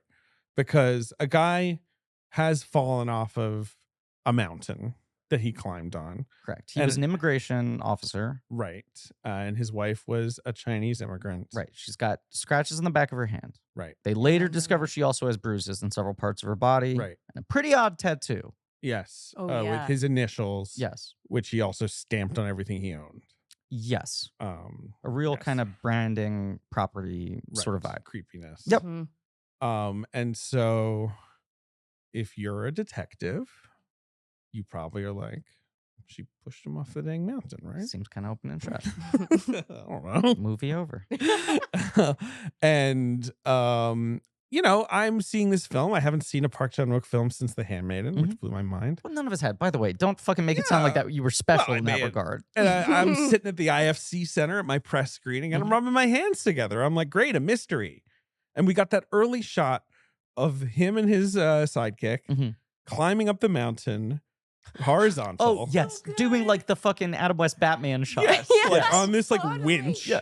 And the Yeah. guy's like, why are we not going up the road like in a Yes. car? Yes. Mhm. And he's like, this is how the body went. Yeah. The other way. But you know, I think like that's his notion of like, we should follow the Yeah. body. Now but, be my like, human backpack. back up. Yeah, it's Yeah. extra funny that they're doing it in tandem. Yes. And Yeah. the one guy is strapped to the other guy. Yes. Like if you asked me to Dangling do that, off. I would resign my commission from the fucking like Busan police. I'd be like, no, I will not do that.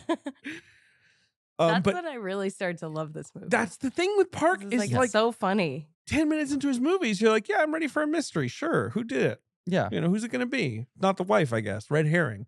And then he's like, okay, these guys are climbing up a mountain. And I'm like, I've never seen anything like this Yes. before. Yeah. What are you Right. doing? Right. The fuck is this? That is the most quietly bizarre human behavior I've ever seen. Yeah. And it will happen 10 times in each of his films. Right. Yeah. So they start staking her out Mhm. and he falls in love with her. And he likes what he sees. He likes what he sees. Yeah. But you're also sort of getting the idea that he is a deeply odd individual himself. He has this marriage that seems kind of loving, but also bizarre. They're like 16 years in. And Yeah. they're kind of like, marriage still going good, huh? Right? Yeah. What's your name again? Like, right? Like they Yeah. kind of have this vibe of like, Yes. I don't know. This is a marriage, right? What we do, where we sort of see each other sometimes. It feels like I'm sure we've all had this thing, but when you have like friends who have a roommate who spends half the week working in a different city, and you're like, "What's your roommate like?" And you're like, "Oh, I talk to him 2 days a week, but he's cool." You know, just kind of in and out. But then they have sex as well. I just think it's such a good choice to not have it be like it is like a horrible, loveless, Right, like dead, they've got nothing for cold- each other Right. anymore. No, Sure. they're like kind of good friends. They're kind of good pals, but then he's like, all right, back to my city apartment where I have like pictures of murder everywhere. Yes. While I make my noodles. Like I'm just There's sort that of moment where she scolds him of like, none of the fucking murder pictures here. right. That's city shit. Yeah. right. Yeah. So there's that. He's got that marriage. He's got his weird murder apartment. And he starts buying Tang Wei fancy sushi Uh-huh. when he interviews her, which looks really good. I mean, the food in this movie, the like movement from like sushi to corn dog is such a nice little. Yeah, see, I'm not a sushi guy, but when that corn dog came on screen, I went, oh boy, do you not like loosen sushi? my tie. I don't like the sushi. Yeah. No? No. Never? I'm not a It's seafood like guy. glistening. I'm not a seafood guy. Do you like sushi? Oh yeah, and this sushi specifically, I was like, I just I'm gonna murder I somebody. just It just looks like beautiful. when he It's brings so it in and the beautiful. other I'm cops gonna are like, murder wait. somebody for that sushi. You know there are other ways to get sushi, I right? don't know, not this kind of sushi. You know, the cops are like, oh, he got like the good sushi. He got Yeah. like the $35 sushi, not the like, $14, right? He got Yeah. like the good stuff. I do this for all my murder suspects. So yes, he starts having these exquisite meals with her while Mhm. he's also just trying to figure out her deal. Yes. And what else is going on with her? She's a caretaker to an old woman. Uh-huh. She's got an airtight alibi, they find out pretty quickly Right. because of the old woman, because of the schedule. Yes. She was there. Yeah, she was caretaking. Yes. What else is going on? And she says the woman is her grandmother. right. Yes. There's another case they're trying to solve because the whole thing with the chainmail glove, which is Yeah. also early, Oh, which is I also have another. questions So about Ben has that. had a tab Demented open thing. from basically the moment the episode started. He's been looking up different chainmail gloves on Amazon. That's correct. Oh wow. I didn't know about this. Did you guys know No. about this? No. So there's tons of these products. It's What so do you, that I'm you sorry, don't what do you mean cut by yourself. these products? Chainmail gloves? Okay. Well, it's for like Madelining. Yes. Yes, it's like- right? yes. Like when Good you're cutting call. those, right? That It's makes for sense. shucking oysters. Uh-huh. Right. Let's see. Any kind of meat processing that makes sense. Or this- slicing like fish fine, right? Uh-huh. With this super sharp particular knives. product that I sent a link to you guys. Do you think I need a it 2X shows large? someone handling a chainsaw. Yeah. And holding it by the blade. Wouch. Yeah. Yikes. It's the Amazon listing. I'm sorry, what were those three sounds? Could you repeat? I Could we think you spell know those how out? those three Wouch, sounds. wouch, yikes. I heard him. I heard him. But don't you agree? I Yeah, do no, you're agree. not wrong. I also feel like I have to measure my palm. I'm just wondering if I To need an measure XL or a double XL. I got kind of regular sized hands, I You think. should probably go bigger than smaller. 'Cause Smaller it's would be chainmail. It's not gonna horrific. give. no, No. there's no. Are there child-sized chainmail gloves? It got a Is there- 2X small. I don't know how dainty you want to go. Pretty. Apparently, the actor like sort of talks to a couple friends of his who are policemen, right? You know, Okay. he's like, I'm playing a cop, you know. And one retired cop is like, I have, you know what I've got? I got a chainmail glove. Oh no way. Because And it's so specific. yeah, that's the Yeah. thing. I mean, when he's chasing this guy, which is this is sort of an unrelated case. Yes. This Yeah. this scene, right? This big chase. Mhm.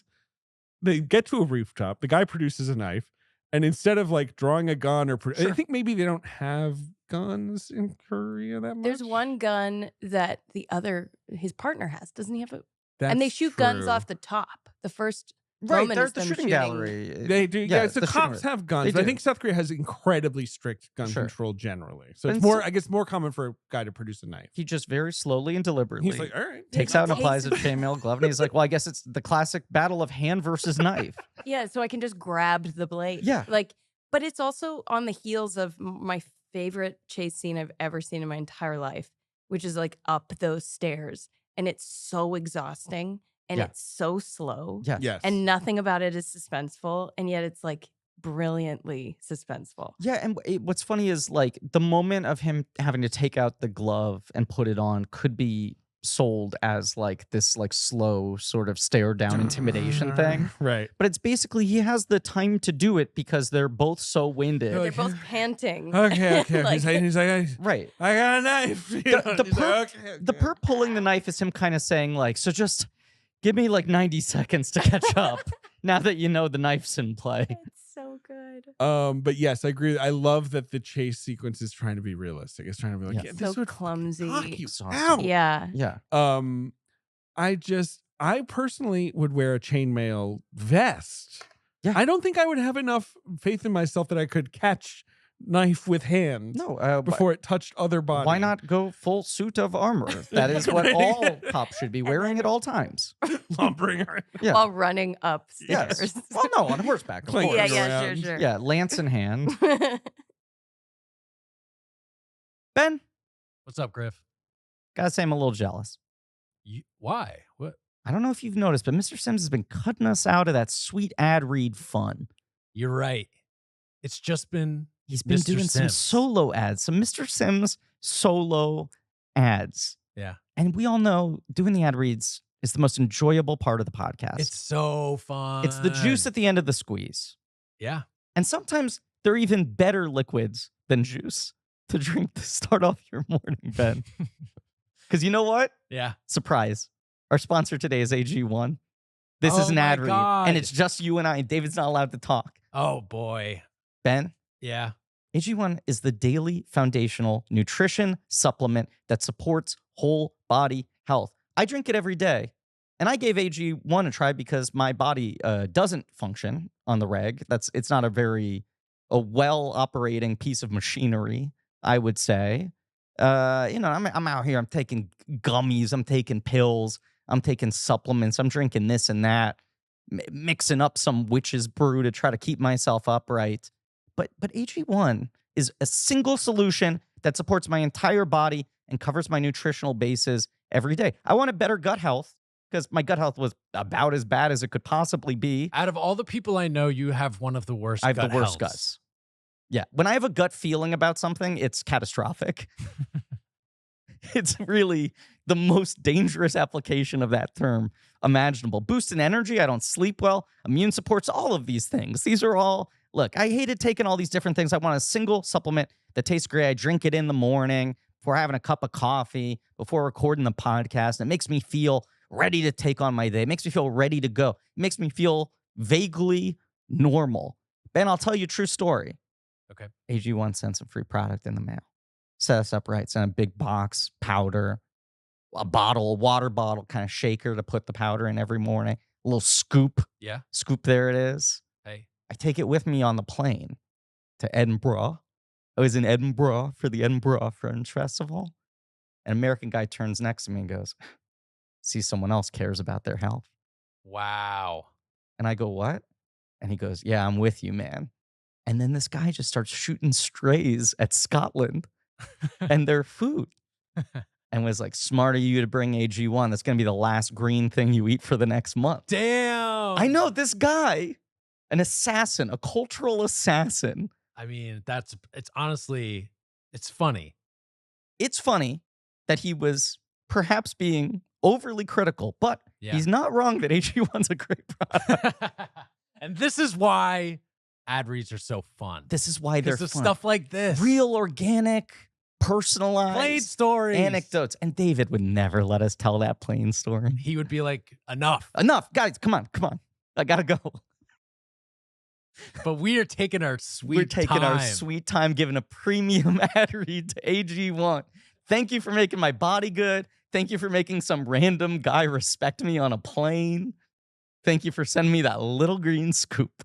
My AG1 is delivered to me every month. It's been super easy to make it a daily habit. I also get the single serving AG1 travel packs, perfect for getting complimented on a plane, so I never have to miss a day. I just mix the powder into ice cold water. I drink it first thing each morning. That's it. With AG1, taking good care of my body each day is really that simple. Look, here's the call to action, Ben, okay? If you want to take ownership of your health, try AG1 and get a free 1-year supply of vitamin D and 5 free AG1 travel packs with your first purchase. Go to drinkag1.com/blankcheck. That's drinkag1.com/blank-check. Check it out. Some other things. Mm. Actually, some other details I want to talk about. He has so many pockets. And this is again apparently a Park idea, like the sort of wet wipe detective idea of like he would be filled with little things, like a walking vending machine of a man who's like, because he's like, I can plan for anything, right? Sure. Like it's his concept. Ben, are Me you and my sending me backpack. more chainmail notes? Oh, okay. Ben, Now it's a vest. I Ben found sent you a chainmail vests. How much does that cost? It's $100. $100. You That know guy what? looks ready to go. You know what? Graham? That's not a bad price for a chainmail vest. 100 what? Well, the shipping though, because it could be kind of So heavy. Yeah. Very heavy. Yeah. But David, I think you should get it. Yeah. I think it would be a good look for you. The chainmail met my expectations. That's what one review says from Mr. Hans. What were your expectations? I don't though? know. That's what we need to specify. Here's the guy here. wearing it on the subway. I don't know how I would feel about that. It's the model in the listing Ben posted is very much in a fighting stance. Yeah. So yes, Park. Just like the idea of this guy being filled with pockets, and of course, yes, there's a chainmail glove in his pocket. The eye drops as well. Him trying to see the world more clearly. That's very crucial. Brendan said an interesting thing about the pockets. He said that his wife is always struggling to find something in his pockets, whereas his mistress, She always knows she where always everything knows is. where everything is. She understands him on some inherent level. Yeah. Or she just studied the pockets. Yeah. That's well, that's the thing. That's the mind fuck of knowing Yes. this woman. The whole Yes. time you're like, wait, are you in love with me? Or are you just like You the just a most pocket incredible really studier. focused on my pockets. Yeah. I mean, there's a tweet that I've repeated, which is this, that like someone was like, I love that movie. It was about a lady is so hot that a detective forgets how to do his job. Yeah, basically.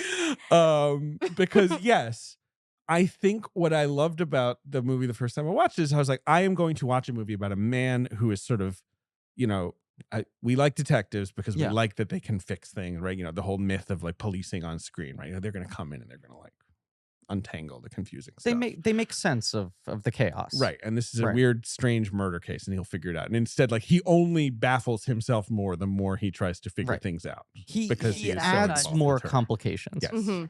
Right. And what he realizes about her is that, a bunch of things. One, she killed her mother, Oh, right? yeah. Yes. A sort of, an ethical, That's she thrown out by one of euthanized his her mother. colleagues as like, look, there's a pattern, and then Right. she basically immediately fesses up to like, these were the circumstances. Her mother was ill. Might have been she the asked to original die. decision to leave. Mm-hmm. Ultimately, right. Deciding. Before, and then her mother told her to like climb a mountain, Mhm. right? Because she's had some attachment to Korea, and she was like, I want you to climb this mountain. Like that, like there's all these like little dangling Isn't it things. her family's mountain or Right. something? But that Yeah. you find out heritage, later. Like her right, grandfather or yes. something. Right. Yeah. There's this possible sense of ownership of this mountain to some degree. Yeah. But she doesn't like mountains. She says something about mountains are bum, bum, bum, bum, bum. What does she say? She says the ocean is for blank people and mountains are for blank people. I don't Yes. remember what the descriptors are, but I it's wish like the quote page was Is benevolent. better for this. Yeah. Is the quote page not very good? No. I was hoping it might be better. Me too. Oh yeah, there's nothing. But I'm Chinese. My Korean is insufficient. great quote. It's just Griffin's. It's also true about me. But she does whatever. She is officially ruled. It is officially ruled a suicide. This death. Yeah. And then their relationship continues, because it's only after that he figures out that she did it, right? Yes. Correct. Yes. The case is closed. Right.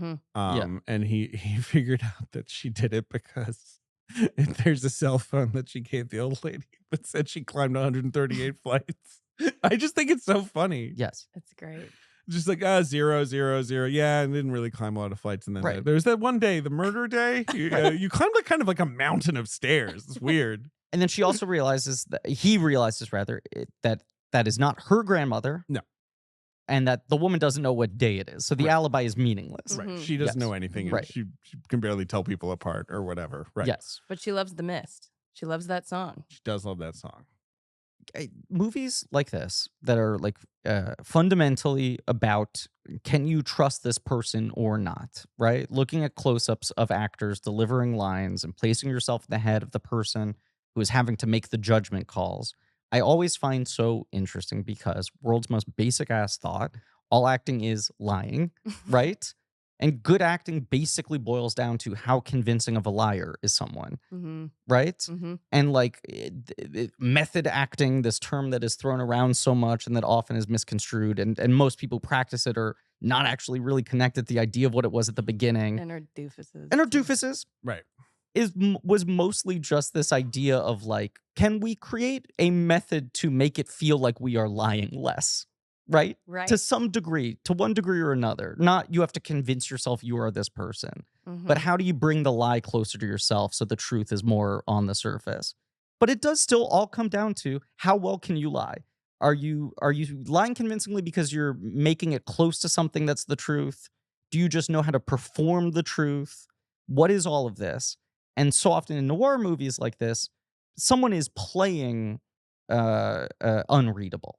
Like that is the aggressive vibe they are putting out there, right? Whereas I feel like Tang Wei to a certain degree is playing honest. I don't think she is playing suppressing a lie, No, no. but it's no, hard to sure. know. It's hard to Right. know, but it doesn't read that way. Like she's not sort of playing mysterious. No, she's playing like I have an inner life that I Yes. haven't totally given you all of the information about yet. You understand that she's not. There's stuff she's holding back, But which she is also a genuinely wounded woman. Like she Yeah. is the victim of abuse. Right. She is somewhat justified in pushing this sort of dorky husband off a mountain. yeah, Just a hilarious way for him to die. I mean, Yeah. you He's got know. a whole Yeah. YouTube channel about it. Right. He But does. there's that moment where you see it, you know, him going like boing, Boing, doing. like, and Yeah. you're kind of like, kind of rocks. The boing noise was really, I feel like, Boing. maybe not necessary. he does like a end of RoboCop Dick Jones fall, Yes. basically. Yes. Yeah, a full tippet stop motion fall. But it's just, I feel like it's just more important. It's not like who did it or why it even happened. It doesn't Right. really matter. You can figure that out immediately. Yeah. Mhm. It's that like him actually convincing himself that she didn't do it and then realizing she did it completely ruins his brain. Sure. Yeah. He's just like, everything I've like built this brain to be is no longer functional Yes. Mhm. if I can't figure that out. Like if Yeah. I fuck this up. If I can't trust my instincts Right. in my job that I've honed so sharply. It's Well, like he's a chef who can't smell things anymore. Right? Right. He's just like, I'm broken. I don't have a Right. Mhm. palate anymore. He says I'm Uh, shattered. A palate for Hey. crime. Wait a second. I have a great idea for a TV show. A palate for crime. The man smells crime. Tat, you did Perry Mason for Yeah. HBO. Yeah. When you're on a thing like that where you understand like because I think one of your many strong suits as an actor is that you're making a face like you hate that I'm about to say anything complimentary. I am not. You are very good at like knowing what project you're in and matching the tone and the style of the thing you were in, because I think you have a tremendous amount of like genre tone range. Thank you. But something like that where you understand like an audience is watching this as a mystery, Yeah. right? This Yeah. is the way it needs to operate. Yes. Are you trying to play with an awareness of the genre you're in, or are you just thinking about like playing the character as written? Do you know what I'm saying? Yeah. I mean, I feel like when the writing is really good, it sort of evokes something, regardless of whether you like put on top of it the idea of a genre. Yeah. It sort of, if you allow it to like move you in a certain way, Yeah. it sort of like elicits the, I'm sure you feel that way too. Like writing will like open up a certain delivery or a certain space or like a quietness or whatever. What's why the hardest thing to do is to act bad writing. Oh, like yeah. when a script is really good, even if it's complicated, you're like, well, it makes sense. Yeah, totally. And now, Even what if it's is to the take bad effort. writing you guys have acted? And if you could just Yeah, sort of, we'll list go it all. through the IMDb. Yeah. 98.9%. Get outta I mean, come Been in on. some good stuff. Wow. Yeah, But like, come is on. that when does it? This is my question, I guess. Do you really just try to like trust the instincts of like, if this is well written enough, I can just play this as it is, and just invest in it emotionally and honestly, Or working on like that show in particular, are you like, I know an audience is going to be reading every scene I'm doing, trying to figure out whether or not I'm on the level, Mm. and do I need to play with that like a game? I Sort think of. sometimes you do, Yeah. sometimes I do, but I also just try to play the honesty, the truth of that moment. And I think we were sort of saying this about Tang Wei too. Right. Like, she's not like she's one of those actors, and I don't feel like I'm this, but I really revere and also I'm jealous of, like, especially women who can do so little, and you're like, like you could watch them forever Yes. because their face and their just like presence is compelling enough that you. And I think this is also what this character what the detective does is like project onto her Yeah. a lot, right? And like she is sort of this like wonderfully open actor who also has all of this shit going on, so that you can project a lot onto her. And that's sort of the like, you know what I mean? Yeah. There's the thing they set up early. She like laughs inappropriately early in Yeah. the movie, and then she says like, "I'm sorry, I sort of like laugh as a nervous response when I don't feel comfortable with my Korean." Mm-hmm. And it's the opposite of what you expect someone to do in a movie like this, where it's like, oh, their give is something that makes them seem more dangerous Right. rather than something that deflates the stakes of the situation. Yes. It's so disarming, where it does feel like her performance is kind of playing against the genre of the thing. totally like I don't. But what's weird is that she's not acting like a femme fatale. No, and I generally don't enjoy those performances. Like I'm kind of like, well, I don't know. It feels like an idea of a woman that is just like serving a purpose to the men's story. But this one feels like she has like a whole other thing going on that we're not privy to. And like a whole like, yeah, like a life that isn't just like like Yeah. Right. you know She's what I mean? not just as a man perceives her with like throughout the movie or whatever. Right. Like that's the boring version of this. It's No, just she like sort of right. like tells him who she is in a lot of ways. Right. But And he's I like can't take it. he's like, no, you're actually the like Yeah. Yeah. like He's the kind of like conflict between what he wants to think she is and what she's actually. right. And he wants her to probably be more hard. She's easier to handle as like, oh, a wronged wife who got her revenge. It's like, great. That's a story 'cause I she's- tell as a cop all the time. Like, yeah. Right. Yeah. It does feel like pretty early on, he's like, if she did this, she must have done it for reasons. Mhm. Right. And not motive, right? But like, it feels like this must have been somewhat justified, Mhm. even if I don't condone it as actions. It feels like pretty quickly he rules out the idea of like, is she some like psychopath? Black Widow, whatever. Right, master Yeah, manipulator. yeah. Yeah, there's some larger thing going on here, or she is on the level. Mhm. Right. Where are we in the plot now? Well, 13 months later, Right, he, yeah. broken as a detective, has decided to move in with his wife, which is a decision a lot of married couples make, to move in together. Not the decision to leave, decision to stay.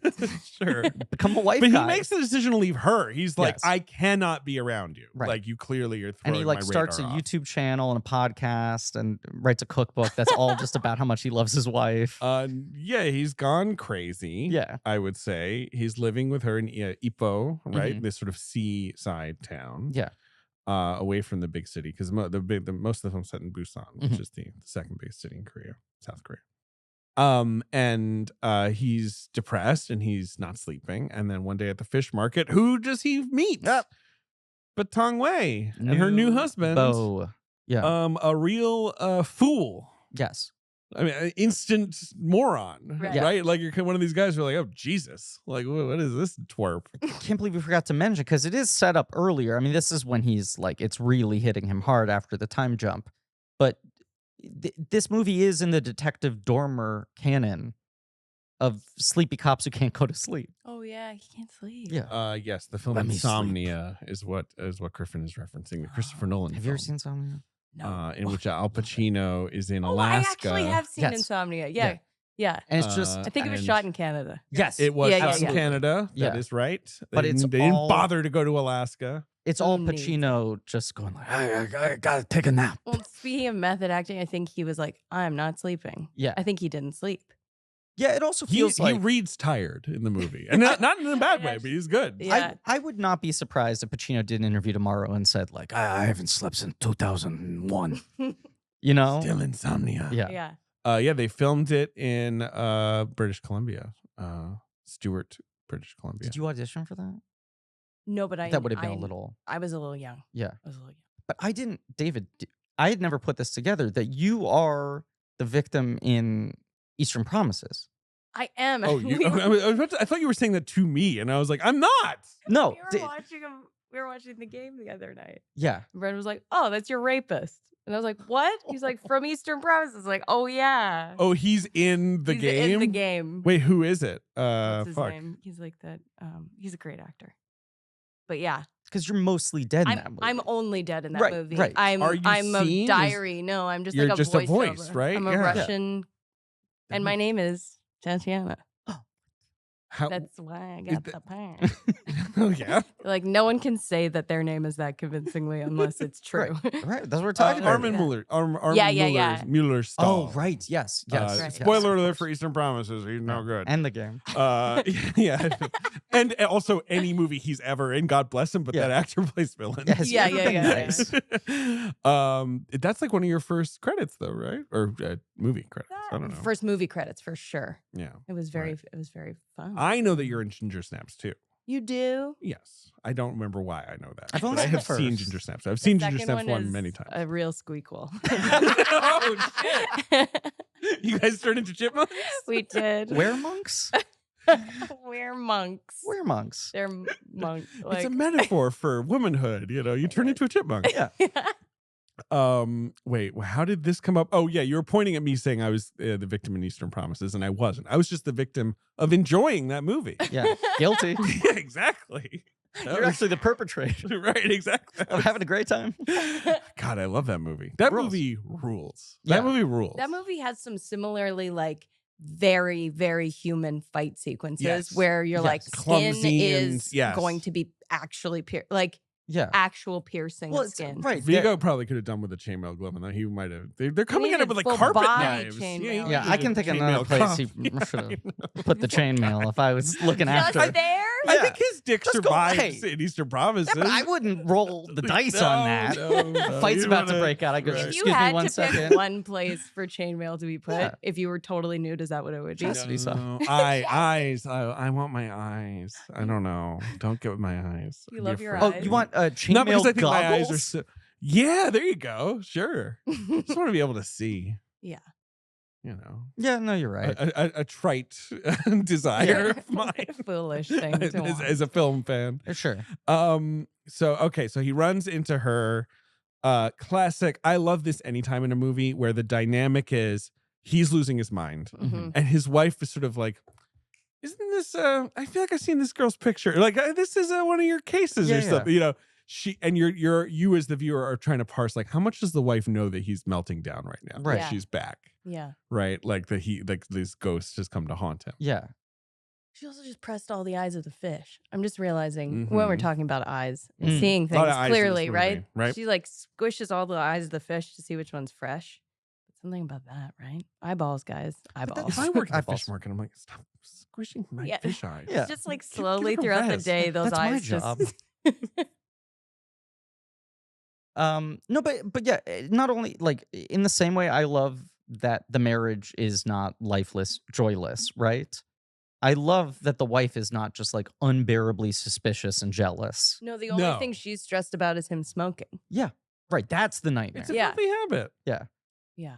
There's the bit where he comes in from outside Uh huh. and he's wearing just a parka, Mm-hmm. shirtless over boxers. Sure. Yeah. And he clearly has been smoking.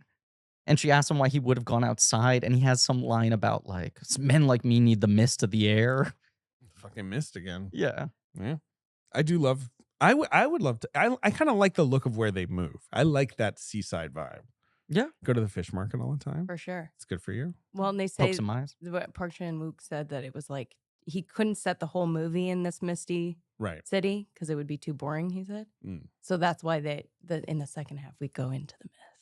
Okay, that makes sense. Right. Right. And also, right, our man now has like full on sleep apnea, has been outfitted for a mask. Right. Yeah. I mean, he can't sleep. No. There's also that thing about sun. He says something about like sunbathing for half an hour a day and not closing your eyes. Yeah. Which is again eyeballs, guys. Yeah. but it's a weird, yeah. Mm-hmm. Mm-hmm. There's all these like natural remedies for like there's something about his virility and like snapping turtles, right? Sure. Yes. You know. Well, that's another case that's happening. Right. And they're trying to show how normally there's not murder. It's, they're investigating Penelope. soft shell turtles that Right, got Right. stolen. Right. They got dropped on the road or whatever. Yes. But those are supposed to help with older men's Testosterone. Turtle vitality, pills. Low T. morality. Yeah. Power. I Turtle just am power. like, yeah, turtle. That's what you Wait, that's Yeah. He wants to raise some shell. like. Is that a thing? I understand that in many cultures they're like, yeah, you got to eat like a tiger's paw to get your boner back or whatever. Sure. But it's like, are there people who are like, I did it, it worked. I don't know what to tell you, man. Yeah. Before I ate Yeah. that fucking tiger, like it was just There's City over here. a What? giant fucking market for all this kinds of But stuff. I'm like, is Yeah. it just like people Particularly telling people sold on podcasts these days, unfortunately. Now, wait a second. Those Not are all us. above board. Not Today's us. I'm not saying sponsor us. is Tiger Tatiana, Bone. we have hawked boner pills on this show so much. You've hawked them? Hawked them. Hawked And we've hawked them. Do you guys have to try the things you hawk? They were always explicit that we did not have to try the boner Yeah. pills. Okay. Yeah. Usually you do have to try. Right. But we eventually stopped. But so many ad reads.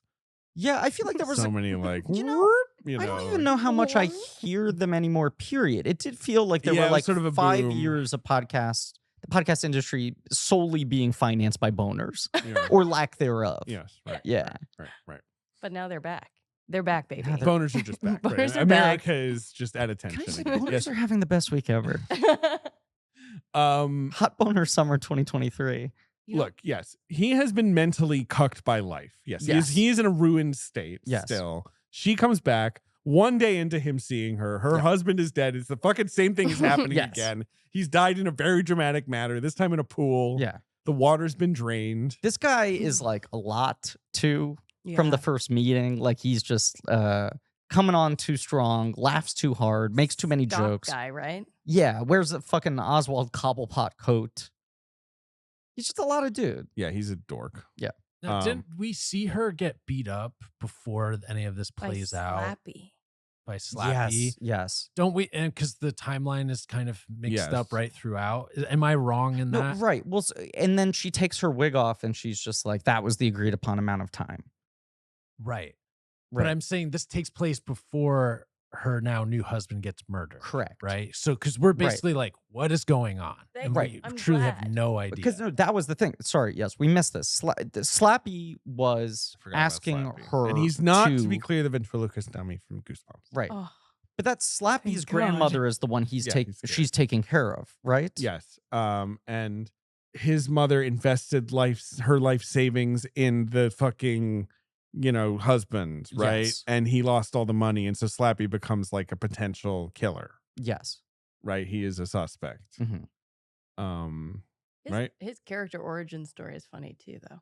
Go And he's on. like, I just slap. I slap. I slap. I slap. I don't, something You like, can't help but slap. yeah. I mean, Well, he doesn't punch. Guy's He doesn't name- punch or hurts your hand. Guy's name's It's You can just Slap. slap for longer. It's smart. Also, anytime anyone tried to say his name, he would slap them first. They're like, I guess we're just gonna call you Slappy now. If no one can even get your fucking name out. He is also, I think, supposed to be a Chinese immigrant as Okay. well, right? Like there are some nuances that are, I think, tougher for us to detect because they come out through accents. Yes. Mhm. And like Western viewers don't understand, like, oh, that person's talking differently than this person. And Sure. any Korean viewer would immediately recognize that. Mhm. The way she talks, her Korean apparently is supposed to sound, the way Park Chan-wook describes it is like sort of Shakespearean. Like she's supposed to sound very classical Sure. in a way that kind of would hurt your ear. Because Like she 'cause she's watched trying too period films Exactly. to learn it. There's Right. that scene where she describes something as solitary Uh-huh. Mhm. when basically she means like only. hard. Right. It's a little flowery. Right. Exactly. Mhm. And he Right. laughs at it and she doesn't understand why because it's like, it's not actually incorrect, but no one would say it that way. Yeah. So he says he did it. Mhm. He's like, I did it. Yeah. Right. He gets caught. I don't Right. know. I mean, that happens pretty quickly, even though Hey Jun, the director detective, is like, no. I'm not Right. getting fooled again. She Yeah. did it. Like she killed. I've seen my husbands. Hitchcock movies. Is this some fucking strangers on a train ship? What's the arrangement you guys had? Yeah. And then he finally confronts her on this mountain of destiny. Yeah, which right? I will say, I don't know if I would go there. Well, this is the thing. Do you go back to your boring wife? God bless her. She seems like a nice lady. I'm not saying I wouldn't talk to Tang Wei anymore. I'm just saying I'd maybe pick the location. Oh, you're saying maybe I don't want to see During you the on day, a brunch. mountain. Yeah. No, I'm not pretending I would be able Do you to. like locks? Do you want to get Yeah. I would see her. We'd go to Russ and Daughters. We would not go to and a you'd fucking have an mountain. appointment Yeah. afterward, immediately after that Yes. you had to Yes. get to. Yeah, and I'd say like, David, can you just like text me at 12:45 just to like Yeah. Right. Set an make alarm on your sure. phone. Yeah. So and she's like, I still have the phone because he'd given her this phone with Yes. the 138 flights or whatever and said like destroy it. She's like, I still have it. Yeah. Great thing to say. Not dramatic at all. This whole confrontation scene, which Well, is supposed to so find the deepest part of the sea. Where's that? Oh man. emotionally loaded, This is gonna take all day. plays out while she's wearing like the headband with the light on it. Yes, Right. which I was like, is this the sun he's meant to look into Well- for 30 minutes a day that actually doesn't help with his No, sadness? doesn't help with his brain, but I also worried about the actor. I was like, that would hurt- for would hurt. both of Yes. them, yes, for her to just have to keep her head at a certain angle so that she wasn't blinding him the whole time during the scene. or blinding the camera. Right. Yeah. Or him having to like be blinded. Yes. It's a lot. That was the hardest scene for me to watch. She's basically like, here's this phone. You can get me. Like, I want to fix you. Sure. Right? You can still solve the crime. Mhm. And he's like, here, I want to fix you. And by fix, I mean make out with. Sure. Right. Love. Sex. Fuck sex. Fuck sex. Yeah, I want to do a little bit of fuck sex. Well, first I want to take your grandfather's ashes, Oh, yeah. Right. toss them out, Yeah, get him out of here. get them out, and Yeah. then let's smooch. And then we are kind of in the end game, in the beach game. And there are so many sort of things I have to entangle about this, right? Like, but is there anything else we're missing? Oh, can I just You have shout out notes. to Shi Young Kim, Please. who is this great little character who comes in and she's his new partner. And I loved her the second she walked on screen. I was like, this is my She's- girl. I love her so much. She's apparently a comedian. She's also in a Ooh. dance group Yeah. called like 5 something. She She's got a seems cool like cute. hat. Yeah, I just love her. I thought that casting was so interesting. Like she's so obviously a comedic force. Right. I mean, I would have fun with, just a TV show about him trying to be a broken ass cop in Fishtown. Yes. Not to be, Yeah. right? Like, But I do love, right? It's like new partner. This should be like a reinvigorating moment for you. Yeah. And he's just so done. He's Yeah. like so out past the point of no return. yeah, but I mean, I also just like maybe one season every year at the end of every season, Tang Wei shows back up again with a new husband and then he dies. Sweet, She's like, sweet. I swear I didn't do it. Yeah, that's sweeps. And just like new highlights. in She's her hair. the sideshow Bob of the show, right? Right. Once a season, there's a new plan to kill Bart. So she basically confesses. Yeah. Or he figured, like she did not kill her husband. But she gave Slappy Mhm. the pills, the sort of death pills that Yes. she used to kill her grandma, Right. and knew he would kill her husband. Yes. Right? Wasn't it that she killed his mom and he said if something happens to my mom, I'm gonna kill your husband? Right. Right. So it Yes. was like- Right. She visited the mom in the hospital. Yes. And she knew that would be right. That's the chain of events. That's That's- what I was trying to yes, like yes. untangle. Right. It was basically forcing. It is a weird Orsat's strangers on train thing.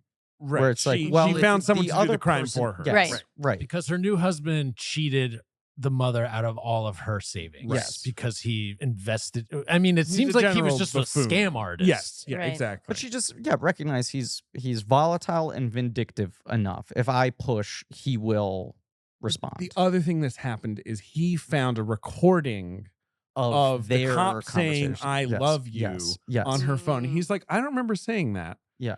And she's like, well, man, you were fucking, in it. Yeah. Because you did. And she says, I started loving you when you stopped loving me. Right. basically. And so he goes to the beach to find her, and she's buried herself in the sand. She's dead. To make herself his unresolved case. Yes. Right. But it's a She go in beach, dig hole, bury, dead. I want to say like thrill of the Suicide by beach. thrill of the chase thing, right? But it is this thing with like with attraction, romantic interest, and all these sorts of things where it's like sometimes you can have the person who makes complete sense for you, but the fact that they are so deeply knowable and understandable to you Mm-hmm. and available Yes. can't compete with the idea of like, I can't solve this. Yeah. You know?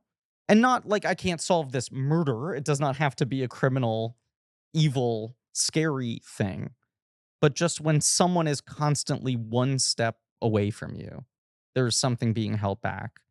Yeah, right. And it's like she's completely drawn to his interest in her and that she can't figure out whether or not he trusts her.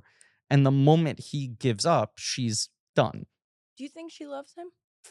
I think she does to a degree. Yeah, I think Right. she does, but I think she also kind of loves the idea of him Yeah. Mhm. in a different way than he loves the idea of her. Yes. She loves the idea of him as someone where, like, after he, says, like, I know you did it and I'm not going to, bust you. Yeah. Right. How do you not fall in love with that a little bit? I also think she has look, the men, her victims are all so predictable, easily manipulated, right? She knows how to game out getting to do what she wants and having it all line up. Mm-hmm. And here's a guy who like kind of surprises her at every turn. Yes. Mhm. She thinks she's got the better of him, and in fact, he is able to come to her and say, like, I get it, and this is what I'm choosing to do. Mm-hmm. You know? Mm-hmm. So much of her life is basically being able to run the simulation and be like, I know what fucking Slappy's gonna do. If I do this, here are the next 5 steps. Right. And boys are bad. They're stupid. Right. They're going to dumb. let her down. Right. Yeah. But why does she die in beach? Why does she beach hole? Why? Why does she do it? holes because she has a relationship with the ocean. She beach holes because I think, see, my, Look, I mean, obviously the main reason she does it is it's a banger of an ending. yes. Him it's an just like awesome, in the and 'cause waves. Park being like, Chan "Where Wook was are like, you?" I've Right. always wanted to kill someone this way. And that shot of her sort of in the hole, face on, like ready to go, is very arresting. But it also thinks, like what you were saying about, she leaves him with her being his unresolved thing. Yeah, Mhm. no, Right? totally. Yeah. It's one of those people who you'll never get over because Correct. they always text you at like this one time Mhm. of day or night and like hook Mhm. in a little hook. Yeah. It's like those, and now she's just hooked him forever. But I also, like, I don't think it is purely a, like, I am cursing you with this memory kind of thing. This, like, unresolved dangling thread thing. I think she also is, to some degree, like, I can't keep running. This Mhm. will catch up with me, right? At some point. Whether he decides to turn on me or not, like is this sustainable? She doesn't want to just keep fucking murdering people, right? Exhausted. Yes, exhausted. Just wants a fucking nap. She wants to make A the sand nap decision to leave. leave. But I think True. the other thing is she is kind of, as much as she's cursing him to think about her forever, I think it's also to some degree an act of empathy for him, where it's like, you know my whole thing now. You cannot get over me. If I'm still alive, it is going to destroy your life more actively. You're just going to completely throw everything away. That's a kind way of thinking about it. That I do think, in the same way where you're like, does she love him? And the Yeah. answer is in a way, right? Yeah. I think the part of her that loves him is just like, I'm dooming him by staying alive. Yeah. Yes. Yeah. Although she's not exactly going to make him feel fantastic by sand beaching. No, this is what I'm saying though. It's like it's a double-edged sword, but also like she's never gonna feel the sense of like, I got away with it, right? Right. Because he I did. really got Tatiana I just there. like the idea of sand beaching as a technique in like relationships. She sand beach. Fucking She sand sand beached. beaches him every weekend. last 3 girlfriends in a row have all sand beached. And then it's 2 hours of where are you? Yeah. You gotta dig, you know. I never go anywhere without a shovel. It's all very dramatic. Yeah. She buried that crow. Yeah. She buried that crow with a little bucket. Yes. Mhm. She But I buried think herself with this a is little the thing. bucket. She's not a psychopath, right? So it's not like she does not feel remorse. And I think especially knowing that she was figured out, even if she is never captured, even if she is never turned in, you know, even if the information is never caught by someone who would sort of close the case on her, she will forever be haunted by the fact that she was knowable. Right? Both like in her person, but also in like if it can be solved once, then how am I ever gonna think I'm gonna be able to live free of this? And then I think Mhm. that's the other part, which is like she feels guilt. Mm-hmm. Yeah, it's like her taking all those photos off the wall to allow him to sleep because these pictures are screaming at him. Yes. But she's also taking away She doesn't the want evidence. But look at she's them and think of also, them. yeah, Right. she doesn't want him looking at these. But it's also it's great complex character They're both because we can't know her. No. We can't know why she did it. Really. no, and she doesn't want to know herself. Right. She Mhm. couldn't sit down and tell us, really. No. Yeah. Him knowing her too well scares her, makes her uncomfortable. But I think also it's just like she is more honestly in touch with herself, if only in the sense that like they're both irrevocably broken by this entire series of experiences. And she just does, much like she has for the whole running time of the film. I don't care if it's the dramatic thing to do, if it's the thing that is justified in the grander course of how I see the events laid out. I guess I just got to kill myself in the same way that she's like, I guess I got to kill this guy. Mm-hmm. You know, that's my read on it. I mean, we didn't touch on it too much, but I think her origins are playing into this as well. Her fleeing China, the way that she came over on a boat and it seemed like it was a really traumatic experience. That probably also led to her feeling pretty broken inside, that whole sort of sequence of events. Yeah, but people have to make a tremendous amount of difficult decisions in order to survive. You either then just sort of shut yourself off, put all of it in a box and never think about it ever again, or you're going to be haunted about it for the rest of your life. She says something like, I was a skeleton covered in feces or Yeah. something. Yeah. Yeah. Like something really intense. Yeah. Right. Yeah. About the journey over. Yeah. But Yeah. she's just been in survival mode for so long, right? Where you're like not even she's just making calculated decisions based on like what do I need to do to just stay alive, stay ahead, get my citizenship, all of this. And basically it's like she's gotten to the point where like it's done. She's kind of now set and settled. But Mhm. also she has been figured out Mm-hmm. and she is known. Right. And that I think just becomes like unbearable for her to live with. There's something about ownership in it too. Yeah. Like there's something freeing about her being like, I'm gonna choose to go and to not be. Yeah, also like decision to leave feels like a synonym for breaking up. Mm-hmm. I broke up with him. I made the decision to leave. Sure. You know? Mhm. I mean, certainly like in abusive relationships, that's always the language people use of like, I finally just like made the decision to leave. Because it's the hardest thing to do. is Right. to decide. You're always like trying to put it on the other person Yeah, to you like want do them it to for make you. the decision for you. Right. Yeah. Exactly. Right. Right. Whether you're bored, whether it's painful, Sometimes you whether gotta it's push motherfucker abusive. off a mountain. Right. Whether you're the problem or they're the problem or the whole thing's a problem or whatever it is. It's like that decision. I do think Decision to metaphorically this what? leave. I Okay. do think metaphorically this movie is sort of just about relationships, attraction, seduction, courtship, Going to the beach. stagnancy, going to the beach, Sand beach. Suntans. sand beaching yourself. Right. Yeah. Right. Boring sex. You know, it's like she sand beaches herself literally, but it's also just like she dumps him permanently in a way he will never get over, as you said. Because she ultimately, why does she do that? Because it leaves her with the power. Ultimately, right? I like to go to the beach.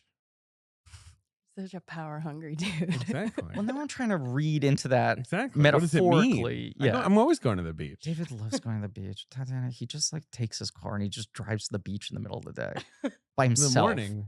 He takes his Wow, laptop really? and he just Oh, this is real? he just Yeah. writes shit on the beach. Sometimes. You ever seen someone sand beach themselves? Or Just someone next to me like, don't mind me. Yeah. And just digging a 7-foot hole. Cop and then shows up sitting 2 in it hours for later. 2 hours? Yeah, so where is she? Ah! And I'm like, I'm gonna move. I'm gonna, David's like, typing walk up his down the review of Elemental while some detective breaks down. Big news. Mm. Ryan Seacrest will be the new host of Wheel of Fortune. Thank fucking God. Our long national nightmare is over. Thank God. No. Pat Sajak made the decision to leave. He He sure did? After how many years was it? 8 million? I'm gonna guess close to 40. Like, right? I Yeah. mean, I don't Yeah, it know. has to. Who's the co-host on the show? Isn't it Vanna White? Or It's something? still Vanna Vanna? White. Still? Vanna's Yeah, gonna still I think be it going, is still right? Vanna White. as It's far kind as of I rude know. to just not fucking let Vanna host. You know what? That's a You're fair point. fucking right. There was know, a point where she's they put started in- to let her talk. Yeah. Remember that? Right, Yeah, we slowly, it only took 40 years to get to that point where she's allowed to speak one word at a time. What does she do? She goes like ding, ding, ding, right? She used to turn the Physically. letters, Right. But which now was- it's all computerized. but now she just, Just kind of like taps them. right. hovers over them. Yeah. It's Hover. it's all a simulation. No real words up there anymore. Yeah, let Vanna do it. Maybe she doesn't want to do it. She made the decision to spin the wheel. I don't She know. wants to be a contestant now? Yeah, maybe. She really wants to win. I've never watched Wheel of Fortune. That's a all the way bad. through. Never my favorite. Stop Yeah. going to the beach and start going to the You think I should stop going DVR, to the beach and yes. turn on my TV at That's why 5:30? you're never watching catch it. up. Yeah, because you're Watch doing. Jeopardy, and then Well, just unfortunately No, that that's the show thing. comes I would watch on. right. Jeopardy, and Right. then it'd be like wheel up, and you'd be like click. Like, right, No, time to make that's when dinner. you turn it up and you get close. Some other facts about this movie, the craft of this movie. He uses a lot of old school filmmaking techniques here, vintage lenses, fixed camera setups, natural lighting. He wanted to go a little back to what he called the traditional Carpenter approach for this one, because he's doing kind of an old-fashioned vibe, Sure. in his opinion. Sure. So he wanted to be a little more restrained. Mhm. I guess he means more restrained than The Handmaiden. This is still a movie with some wild camera moves Oh, and yeah. right, Yeah, like, you yeah, know, like yeah. a chainmail glove. Uh-huh. The production design of this movie is out of control. So good. So All the like beautiful. crazy wallpaper and the mountains and all that shit. I'm trying to see if there's anything else like that's really important. They did put body mounts for the chase scenes onto the So the cameras are like actors. on their shoulders. Yes, so they had to Basically, yeah. run. Oh, so they ran with a camera on their shoulder? Yes, That's wild. So that he says that is one of the few, like, you know, Trying to get bravura Ted is things. currently miming out what that would be like. Because Like you the- had head on shoulders, I had head on but no shoulders. camera. I did have camera. Oh, you did have I camera. had camera on head. 'cause Oh, I had a sure, because it's helmet. got to like map your face for the So it's got- VFX, It's right? right here, like the mic in That front of your sounds face. So very camera on annoying. face, It head was on annoying. head, Yes. stilts on feet. Like, how do you Act talk on to me. anyone? Right? You Like, don't. You're like looking around them. and There's like a lot there's, of like, cross time. there's like romance on that show, right? I had You to have- make out with the camera. You have to, right? You have to, you know, have chemistry. You have You to, know? I said this to you after I watched it, but like you basically have to do every type of acting on that show. Just Wow. because Shakespearean. yeah. No, Mhm. but it's like it swings so wildly around different things, and then all the technical difficulties Yeah. on top of that. Yeah. Yeah. It was a lot. Yeah. It was a lot. This film premiered at the Cannes Film Festival. Park won Best Director. Mm-hmm. In fact, he's won a prize at every Cannes Film Festival he's been at, except for the one with The Handmaiden. Rude. Was a pretty big Korean hit. Mhm. Made $15 million there. Was rolled out by Mubi in America, as we said. Was nominated, was submitted to the Oscars, but didn't win. Shortlisted. Correct. And it was shortlisted, right? Made the 10, I made the but 10. not the 5. And it's tough to make the 10. It's not as hard as it is to make David's 5, but it is tough to make the 10. And obviously, we are concluding our Park series here, but he does have The Sympathizer coming out sometime on HBO or Max or whatever the fuck it's called now. Yes. In the fall, maybe, right? Or early He has next an year. HBO series where Robert Downey Jr. plays multiple characters. Never heard of it. Looks pretty wild. It looks crazy. Yeah. And then he may finally make his long-awaited The Axe, which is a film he's been trying to make for like 20 years. Okay. I don't know. Hey. When they ask him about his next project, he's kind of like, maybe that. Can I ask what the budget of this movie was? $1 billion. No, let me It's an see. expensive film ever made. How does a movie like this get made? Well, because it's a CJ Entertainment film, which is Mhm. sort of, the budget was $10 million. Oh, beautiful. Yeah, And, perfect you know, number. Wow. Perfect. Korea does have Oh. obviously a thriving film industry, but Mhm. CJ Entertainment is kind of like the big boy. Sure. And yeah, they, you know, they'll put up some cash for a Yeah. film like this. Yeah. Like 10 million's like such a reasonable amount Yes. for a stunning, like such a lushly shot, beautiful movie. I could have told you It's like- 20 and you would have bought it because it's Yeah. such a Yeah, good for looking sure. movie. Yeah. For sure. And that's Sushi. Oh, that alone. Mucho dinero.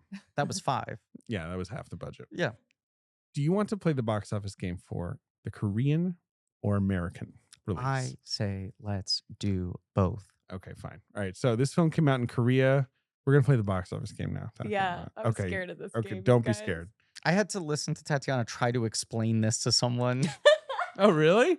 Yeah. That's You fun. were listening to me? Yeah. It's a trivia game. No, it wasn't that. It was you were making me sound like I was Rain Man. Were you going No, through a just- tunnel? when you were Yeah, trying to yeah, I say- was on a phone. It's Yeah. that- We were in a car and she was like, his like friend like points at him and then he just starts saying numbers. You weren't explaining a way that made it sound dumb. You were explaining a way that made Made it me sound too sound like a impressive, right. lunatic. But that's You're a how little I crazy, though. I experienced agree. this like game. sometimes I will be like, yeah, it's like a thriller, and you're like, you know, you just say that immediately. Domestic Like, disturbance. Truly. yeah, Right. domestic disturbance. Okay, so this film. I mean, I appreciate actually someone sort of recognizing my experience of this game. I yeah. see like, you. I It, feel it you. feels like weird numbers, and then Yeah. them just being like, yeah. His friend says a weekend and then he says numbers. The weekend in Korea, Griffin, Okay. is July 27th. This is like Park Chan-wook's Big Willie weekend. Sorry, June 27th. Oh, okay. Sorry. And it's opening number 2 behind the biggest movie pretty much of 2022. An American film? Not including Avatar. Yes, an American film. What was the thing before Avatar? It was The big movie of the summer. Yes, Top Gun Maverick. That's right. So all over the world, Yes. everyone's going crazy for. And you Top know Gun why? Maverick. Because Because it's good. no country was the villain in that That's movie. true. What do you mean? Those bastards in their mountainous seaside country that's from inexplicably the country has of, super weapons. A helmet stand. No fascia. I just remember like some geographer was like, yeah, it's supposed to be like a coastal nation, but there's like mountains 100 miles. There's Right. nowhere on earth that's like the, you know, that would have like Yeah. a nuclear weapon or whatever. Anyway, number It's- 2, Decisional Leap. Sure. Okay. Number 3 is a sequel. Mm. It's a science fiction action horror Korean film. Science fiction action horror. The director is Park Hoon-jung. Okay. Better known as a writer. He wrote I Saw the Devil, Okay. but he's now a director. You don't know this film, obviously. I but it don't was a- know this. You're telling me I don't know this I film? don't think so. Would I know the first film? No. No. What is it then? It's called The Witch, Part 2, The Other One. I think I could have guessed The that. other one. You do? I think I would have gotten to that title if I just started saying words. You would have Yeah. gotten to The Witch, The Part 2, Witch, The Part Other 2, the One? other Which one. part 2? The other one? Sequel to Witch Part 1, The Subversion. The first one. Oh, First okay. one. Yeah. The main Uh, one. I don't know. Something to do with witches. Okay. Number 4, another Korean film Mhm. with kind of a fun title. Which part 1? The other 2? That's the joke I should have made. Go on. This see is what I also did a there. sequel. Yeah. Crime action Mm-hmm. comedy film. Okay. You know, A Korean sequel, film. a sequel to a film called The Outlaws. And this is called The Outlaws to the Other 4. Both of these films star the actor Ma Dong-seok, who we know as Donley, yes. who is in Sure. Train to Busan. Eternals. Yeah. But he's in many Korean. He's Yeah. a huge Korean star. Yes. So this is, you know, it's cops. 2 Korean cops. They go to Vietnam in this one. Okay. There's some murders. They have to solve them. Okay. highest performing South Korean release since the pandemic. Wow, what's it called? It's called The Roundup. Oh, so it's not 2. It's a totally different title. No, Okay. apparently in Korea the title is Crime City 2, Okay, well, but the American title is The Roundup. That's what Crime I got City for 2 is you. a pretty good title. I don't know, man. It's a huge hit. Huge hit. Okay. Number 5 is a Pixar movie. So that would be Lightyear? Lightyear. Weird, huh? Did it do well there? I don't know. Okay. Did okay. Yeah. Number 5. Yeah. What are you, number 5? And is that movie based on the toy or is it based on the real man who the toy is based on? Seen Lightyear? I have not. It's Yeah. really easy to explain. It's really easy to avoid. Came up with a really clean premise and then just communicate it perfectly to the whole world. They've also got in their top 10. They got Broker, the Sure. Hirokazu Yes. Koreeda film, his first Korean language film. You got Jurassic World Dominion. Mhm. You got a Pokemon movie. A Pokemon movie? What I is don't it? know. There's What so number is many it? of them. It doesn't. I'll find out which number it is for you. Do you not keep up with the Pokemon movies? No, You don't catch them all? I do not catch David them all. catches most I do not. things in the Pokemon universe. I enjoy the Pokemon games. Uh-huh. Like the card game? No, the video game. It's a Oh, okay. video game. Well, but it's also a Okay, card game. Yeah, you're It's right. also a card game. I did like the card game when I was a kid. I haven't played that in a while. Now This he's grown up appears and he to only plays be- the video games. Oh boy. I'm gonna have to count. I don't know. 1, 2. Is this still Ash narrative? They just retired Ash, right? This looks like the 11th Pokemon Wow. film. Ash. I didn't know Ash retired. Ash retired. Ash is still involved. Ash On and this Brock. one. Okay. Yeah, he's in this one. Yeah. Ash did finally retire. Made the He decision turned to 12 leave. or whatever. Yeah, he made Yeah, I was the- gonna say how old Ash is he now? Sand Beast. And also there's Come On, the Mike Mills movie Is with opening in Joaquin the top Phoenix. 10? It's not even Oh. opening. It's number 10. I loved Wow. that movie. But also like 18 months later? I don't know. Okay. Yeah. Did anybody know that kid was British? Is I he? went to a screening where they did a Q&A And he comes out and afterwards. he's And like, the kid hello. It Yeah. felt like a bit. It's so disturbing because Yes. he's so believable. He's And incredible. and he's talking like nonstop in that movie Yes. too, Yeah. right? It's not And, like a free ball. Like right, it feels right. like he's improvising. improvising, It's- right? That feels like a performance where it's like, well, they wrote no dialogue for the kid. They just put him in there with Yes. Joaquin Phoenix. Right. they're like And- roll the camera now. Right. And Yeah. and like Mike Mills was like Keanu, why am I saying Keanu? Joaquin. Was like he would know Joaquin's lines and he would have to cue Joaquin. That kid. Incredibly good. What's his name? Woody Norman? Woody Norman is his name, and Good he's name, in too. he's in a bunch of he's working. That's the other thing. I hear Woody Norman. I'm like, he grew up on a ranch? Yeah, Yeah, it's true. like, It sounds like that's they not plucked a that British- kid out of Iowa or Yeah. whatever. Yeah, he's in the last voyage of the Demeter, Oh, sure. the upcoming Dracula movie. There haven't Spoiler, been enough Dracula's Dracula on the movies boat. this year. I've been waiting for another Dracula picture. He's in this movie called Cobweb with Lizzie Kaplan. Okay. This looks like a horror movie. He's good. And he's in the next Russo brothers movie, The Electric State. Okay, this kid. He's This working. kid's Kid's working. This kid's Yeah. working. He's booking. Seriously. And Yeah, apparently Woody- he Woody was books. apparently played a character called Valentine in the 5th season of Poldark. Okay. Okay, do you want the American box office or are we Yes. done? All right, fine. Jesus Christ. Okay, this movie came out in October in America. Okay. October 2022. Number 1, big horror film. Number one big horror But film. somewhat of a disappointment. In performance, In performance, especially critically. Halloween Ends. That's right. Okay. Number 2, a horror film that was a huge overperformance. Smile. Smile. Lovely. Did you see Smile? Too scared. I I watched the trailer and I couldn't stop thinking about it every time I went pee in the night. Smiling. Like When it's you're my peeing, worst you're just nightmare. imagining a smiling person. Yeah. It's something pulled directly from my brain. That movie, just someone walking in and smiling, You hate Yeah. and then I like mean- about to kill you. you've just been talking to us about how you spent like 6 months with a fake smiling head attached to the top of your yeah, skull. totally. Wait, Maybe that's you're where it haunted by comes your from. own smiling face painted green. You just Possible? read me for filth, Yeah. Griffin. Yeah. Number 3 at the box office is a children's Tatiana film. has drawn the I'm world's blind weirdest contour drawing. face. Griffin. Is that supposed to be me? It's a blind contour drawing. It's Okay. gotta be. It's gonna be fucked up. Oh my god! you don't wait. look down at the page. You just draw. Oh, It is a that's good interesting. drawing. Yeah, it Yeah. looks cool. Yeah. It looks cool. It does. Yeah. I'll try it better. Okay. I'm Don't- I'm don't gonna be stay very self-conscious. still. Okay, David. What's number 3 at the children's, box office? a Just children's be film. normal. I'm gonna be Just be very. It was pretty normal. much the only children's film at the box office the whole fall, so it kind of ate. Fuck, but it wasn't Puss in Boots because that comes out later. No, and it's one of those movies that is clearly absolute garbage, but you and others were sort of like, there's something to this one. I kind of liked it. Yes. You liked a performance in particular. I liked the performance in particular. Did I give it a blankie? Are you sure like did. trying to sound He's trying to constipated? do a thing where he's not like moving He's his trying not mouth. to To be move so still that- so that the Oh, okay. portrait is flattering. Come on. You gave it a blankie nomination. For a voice performance. No, for supporting actor.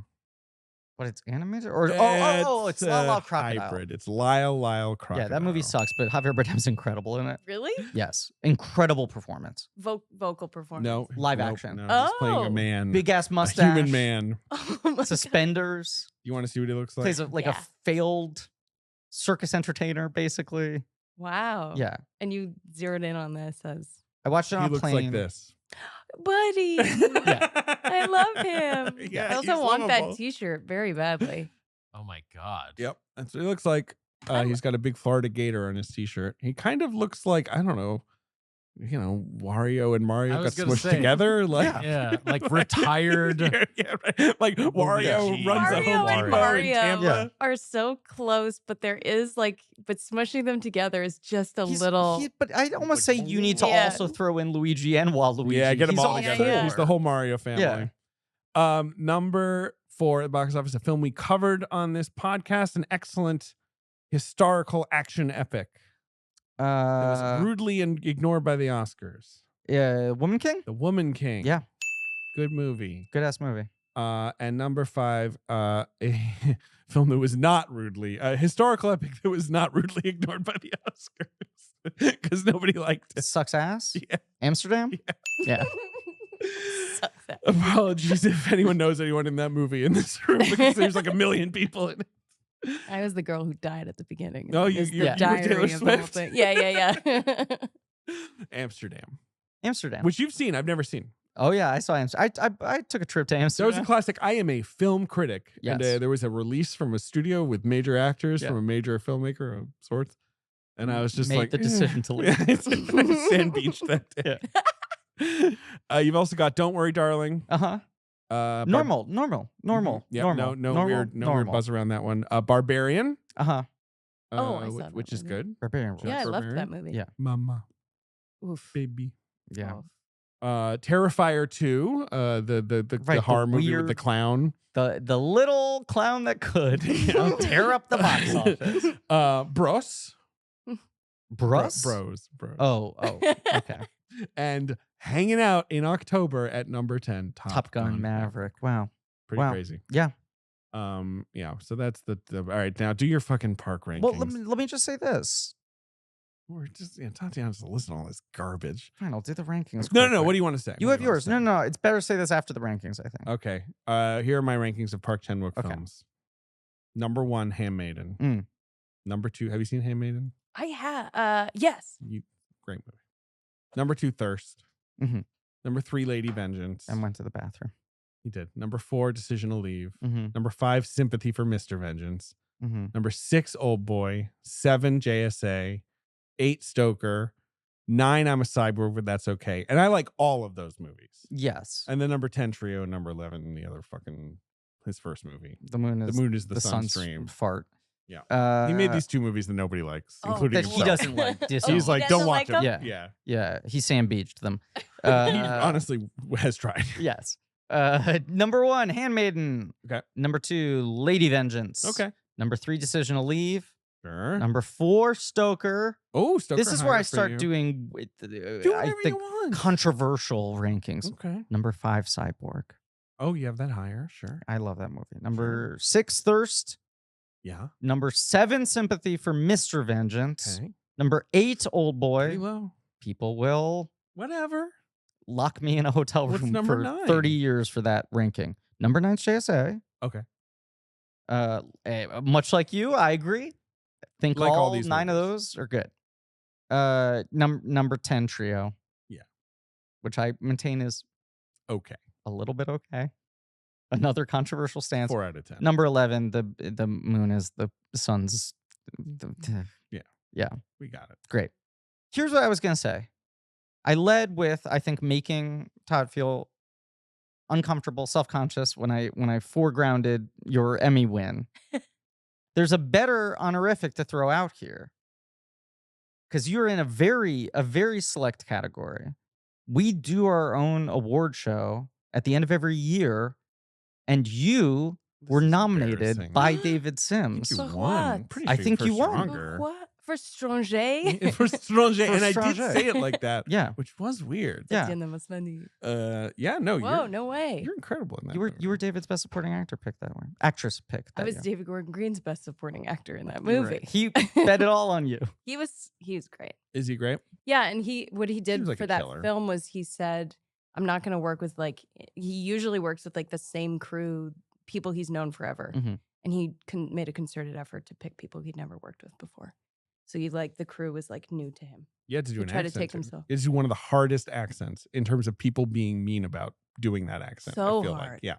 Thankfully, mine was a soft But version still, of it. I feel like, well, you did a good job. I had to that was- run. I that- had to run in that movie. A lot of Yeah, running. you're Yeah. absolutely. I tried to learn to run. You were born to run. I don't Baby. know why I said that. That was a classic. I've said this on the but where Yeah. at TIFF, where I go to Toronto and I see Toronto, a city you know, I'm Not sure. familiar. Yeah. Okay. Never heard of it. And I, you're packing in the movies. I'm at the film Mhm. festival. I'm watching a million, and I was like, do I want to see the fucking marathon bombing movie? Like, it's gonna be a bummer. It was at 9 a.m, and I walked in last minute, and I sat down, and that movie, I love that movie. Oh, It wow. made me. I've seen it 4 times, No which is way. insane for a movie about a Yeah. guy who got his legs blown off. God bless Yeah. him. I know Jeez. he's I'm a like, real person. Look, not to belittle. How many people have won an Emmy? Tons. Tons. 7 people have Yeah, officially won a David in that David. category. Wait, is there a little statue? Sure, I'll get Yeah, one get me. I'll printed put that out. one on I'll the 3D shelf. print one for you. That next to my Olympic medal. That's at the It's just mantle. my smiling face. Yeah. Yeah, it's as a just mask. dead-eyed. Yeah. It's completely dead. Thank you for bringing that up, Griffin. could That's do not that. embarrassing at all. We just What? get your Should do head that. 3D scanned. Cool. Yes. That sounds chill. Then we print your head, slap it on a Still chill. fucking little mount. That's First place. I think you should. It's a limited club people we have nominated or given our fake Who've been awards on to our who've been show. about our show. Yeah, It rarely because- happens where that line is crossed. No one should be allowed on I this agree. show. That's why I'm calling attention to it. Never again. Embarrassing. I'm double honored. Yeah. Well, I also voted for you at the New York Film Critics Circle, which is a real awards organization For down here. for Stranger as well. Yeah, but you got your ass kicked by By whoever that was that anybody year. else. By literally Sorry. everyone. But your name was read aloud. That's cool. Yeah. Did they pronounce it correctly? That's a great question, and my guess is no. No. My guess is I think it was David Edelstein was the chair that year, and he was not the great with Sure, we pronouncing got it. it to Tanya. There was the one year Tatiana, do you get that a lot? Yes. Oh, Tatiana, boy. like sort of like the Shakespeare character. Yeah. I think people just don't want to say it right. Huh. It feels like a Tatiana. choice. Tatiana. Shit, Tatiana. wait, am I doing saying that it right? wrong? Tatiana. Tatiana. Tatiana. Tatiana. Yeah. You don't want to put the H in. Tatiana. Or like Tatiana. You know, Oh, like, Tatiana. sort of put a Well, I have Sure. people who say Tatiana. Tatiana. Yeah. Oh my god, I had some incredible. Oh, there was a year, right? The musician and actress Jungle Pussy Yes. Oh. is in the film. Support the Girls. Support the Girls. Yes. And she got a bunch of supporting actress nominations at the Critics Circle the that votes. year. Yes, Right, the right, votes. Right. Mm. And we just read them out of a hat. And so Eric Cohn was and he was just Jungle Pussy, Jungle Pussy. It was just very funny. Mix of Allison Janney, Jungle Pussy. God bless her. I mean, she's amazing in that. Yeah. movie. Yeah. Anyway. Oh, what are we doing next? That's the only thing left we have to announce. I That's the feel like. last order of business. Isn't it? Yeah. See, this is the end of our mini series, Tatiana. So we have to tell people what director we're covering after this one. And you already kind of revealed it. John Cassavetes. You did. Yes, it's good. Well, we'll do it one. Yes. I'm seizing the moment. Yeah. I'm holding the show hostage. No, as you said, because you rewatched it recently. Your husband will be a guest very soon. We are doing the films of David Fincher, who has a new movie coming out this fall. And we want to sync up with that. Sickos. Yes, he has a new film out, The Also, Killer. we couldn't let the Doughboys cover every single Fincher movie before us. Exactly. Yeah. And your sainted husband will be on one of those episodes. That's Yes. why you were watching the His game. sainted husband. Sainted husband. Is he not sainted? He's canonized, yes. Yeah. Brendan. Yeah. Not to spoil who's going to be on the game, but Sure. whatever. David Fincher, the curious cast of Benjamin, the Curious curious pod of Benjamin and Buttcast. Buttcast. That's what we've decided on. Yeah, you know what drives me crazy? Tyler, like crazy fans love to try to suss out based on anything and everything what we're covering ahead, months ahead. And they've like gamed out the Fincher thing. And they just keep on being like, confirmed, confirmed, confirmed. We figured it out. And then someone yesterday on Reddit fucking said they're probably going to call it the Curious Pod of Benjamin Buttcast, right? No God damn it. way. These fuckers. A They're day ahead of us before in I get to everything. say it on mic. Wow. Yeah. Well, whatever. They're not going to hear this episode for 3 more months. No. They'll probably figure out your social security number by then. All right, we're Oh, done. Sand beached me. Is there anything you want to plug? I just finished a play. Yes. And I hope that you all saw it. I saw it and I had a great time. I thought it was That's great. a lot of fun and you're excellent in it. And unfortunately, it is closing the day after this episode comes So out. get your ticks now, Get in. guys. Get It's in. your and last get chance. Out. Yeah. You've gotten to work with Laurie Metcalf for the last couple of months. I Who's like one of the did. best living actors, And Paul in my opinion. Spark. Who's incredible Oh, I in the love show. Paul Spark. Yeah. Mhm. Oh, is Yeah. he cool? So cool. Be funny to be like, that Absolutely. sucks. Fucking sucks. Bad person, terrible actor. That's right. no, No, I love him. He's wonderful. Yeah, he's really great. But yeah, what are you doing next? Or is it a secret? Probably still striking. Yeah. Well, that's up in the air, of Yeah. course. We don't know. We don't know. Thank you so much for being on. Thanks for having Yeah. me. I loved it. Hey, you're the best. You guys are the best. And you are the best. you are the best. I'm okay. David's mid. You're all the Pretty mid. Yeah, I think David's actually a little cringe. Thank you all for listening. Please remember to rate, review, and subscribe. Thank you to Marie Barty for our social media, helping to produce the show. Thank you to Joe Bone and Pat Reynolds for our artwork.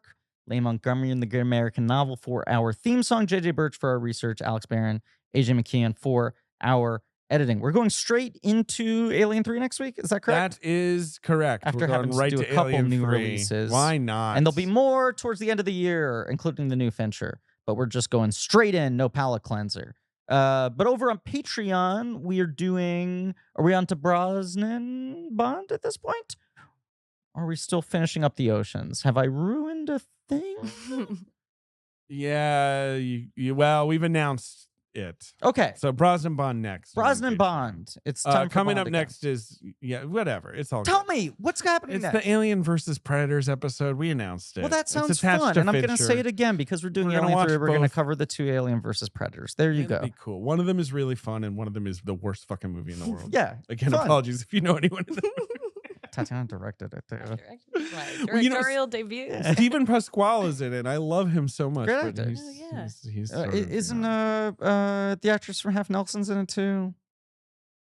I think she's in a different one. I know who you're talking about. She's in Alien I'm not versus seeing her Predator now, right? Requiem, but maybe I'm wrong. No.